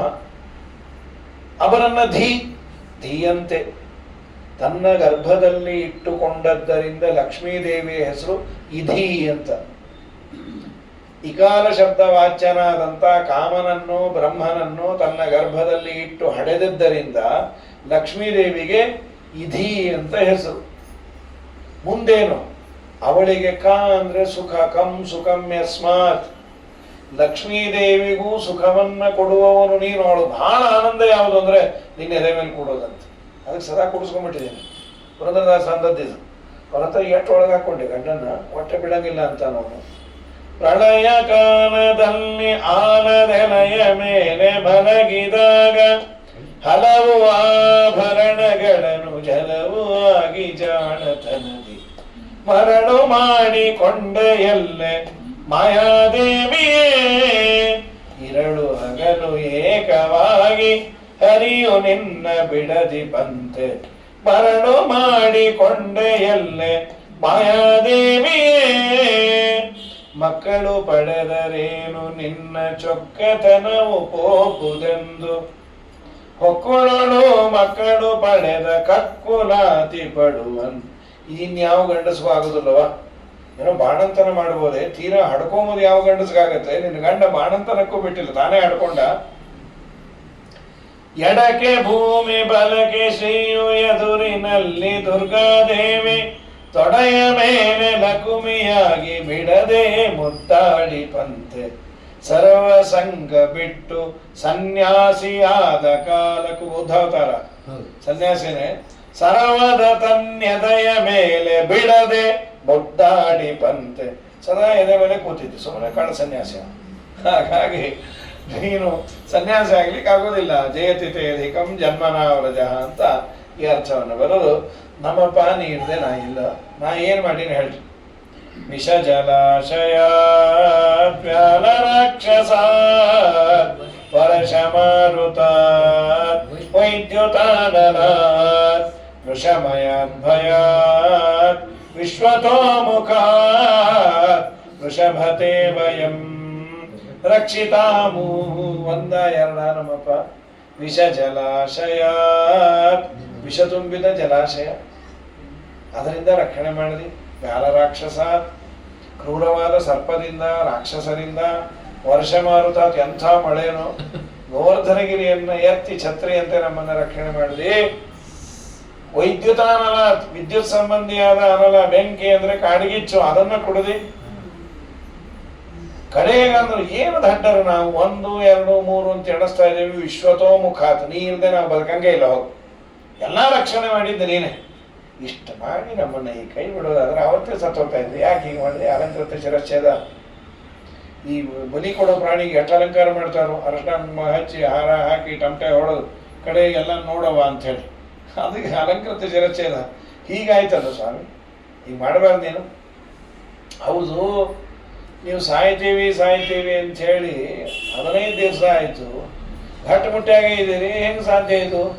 ಕೃಷ್ಣ ಗಟ್ಟುಮುಟ್ಟಿಯಾಗಿ ಇರೋದಕ್ಕೆ ನಾವು ಕೋವ್ಯಾಕ್ಸಿನ್ ತಗೊಂಡೋಗ, ಅದಕ್ಕೆ ಗಟ್ಟುಮುಟ್ಟಿಯಾಗಿದ್ದೀವಿ. ಅದೇನದು? ನಿನ್ನ ಕಥಾಮೃತವೇ ನಮಗೆ ಕೋವ್ಯಾಕ್ಸಿನ್. ತವ ಕಥಾಮೃತಂ ತಪ್ತ ಜೀವನಂ ಕವಿ ವಿರೇಡಿತಂ ಕಲ್ಮಷಾಪಹಂ ಶ್ರವಣ ಮಂಗಲಂ ಶ್ರೀಮದಾತತಂ ಭುವಿ ಗೃಣಂತಿ ತೇ ಭುರಿದಾ ಜನಾಃ. ನಿನ್ನ ಕಥಾಮೃತ ಪಾನ ಮಾಡಿದ್ದಕ್ಕೆ ಬದುಕುವ ತಾಕತ್ತನ್ನು ಕೊಟ್ಟಿದೆಯೋ. ಎಷ್ಟು ರೀತಿ ರಕ್ಷಣೆ ಮಾಡಿದೆ. ನಮ್ಮಪ್ಪ, ನಮ್ಮ ತಲೆ ಮೇಲೆ ನೀನು ಕೈ ಇಡು. ಇಲ್ಲ, ನೀವು ಕೈ ಇಡಿಸಿಕೊಳ್ಳುವಷ್ಟು ಪುಣ್ಯವಂತರೆಲ್ಲ ಹಾಳಾಗಿ ಹೋಗಲಿ, ನಿನ್ನ ಪಾದವನ್ನಾದರೂ ಇಡು. ಫಣಿಪಣಾರ್ಪಿತಂ ತೇ ಪದಾಂಬುಜಂ ಕೃಣುಕುಚೇಶುನಃ ಕೃಂದಿರಚ್ಚಯಂ. ನಮ್ಮ ಇದ್ರ ಮೇಲೆ, ಎದೆಯ ಮೇಲೆ ನಿನ್ನ ಪಾದವನ್ನ ಇಟ್ಟು ನಮ್ಮ ಹೃದ್ರೋಗವನ್ನು ದೂರ ಮಾಡು ಅಂಥೇಳಿ ಅದ್ಭುತವಾಗಿ ಎಲ್ಲಾರನ್ನೂ ಬಿಟ್ಟು ಬಂದ್ವಿ. ಪತಿ ಸುತಾನ್ವಯ ಭ್ರಾತೃಬಾಂಧವ ಅತಿ ವಿಲಂಘ್ಯತೆ ಕ್ಯಚ್ಯುತಾಗತ. ಎಲ್ಲಾರನ್ನೂ ಬಿಟ್ಟು ಬಂದು ನೀನೇ ಸರ್ವೋತ್ತಮ ಅಂತ. ಪತಿ ಅಂದ್ರೆ ಪಶುಪತಿ ರುದ್ರ ಅಲ್ಲ, ತತ್ಸುತ ಅವನ ಮಗ ಗಣಪತಿ ಸರ್ವೋತ್ತಮ ಅಲ್ಲ. ಆಮೇಲೆ ಭ್ರಾತೃ ಬಾಂಧವ ಅವರು ಸೂರ್ಯ ಚಂದ್ರ. ನ ವಿಶ್ವಕೃತ್ ಪಶುಪತಿ ಶ್ರೂಯಮಾಣ ಅಗುಣತ್ವತಃ ಚೈತ್ರವತ್ ಕಿಂ ಪುನರ್ವಿಘ್ನ ಪ್ರಜ್ಞಾದ್ಯ ಬಾಲಶಂಕಿತ ಅಂತ 15ನೇ ಸರ್ಗದಲ್ಲಿ ಮಾತನಾಡ್ತಾರೆ. ವೇದವ್ಯಾಸ ದೇವರ ಸೂತ್ರ ಅದು. ಓಂ ಭಕ್ತಿ ರಸಾಮಂಜಸ್ಯ ಸ್ಯಾತ್ ಓಂ ಅಂತ. ಅದನ್ನ ಇಟ್ಟುಕೊಂಡು ಅದರ ಮೇಲೆ ಇವರೇ ಅಲ್ಲ ಅಂದ್ರೆ ಇವನು ಸೂರ್ಯ ಚಂದ್ರ ರುದ್ರದೇವರೇ ಸರ್ವೋತ್ತಮ ಅಲ್ಲ ಅಂದ್ರೆ ಇವರೆಲ್ಲ ಎಲ್ಲಿ ಆಗ್ತಾರ? ಸರ್ವಥ ಇಲ್ಲ. ಪ್ರಜ್ಞಾದ್ಯ, ಪ್ರಜ್ಞಾ ಅಂದ್ರೆ ಸೂರ್ಯ, ಎಕ್ಸೆಟ್ರಾ ಎಕ್ಸೆಟ್ರಾ ಅಲ್ಲ.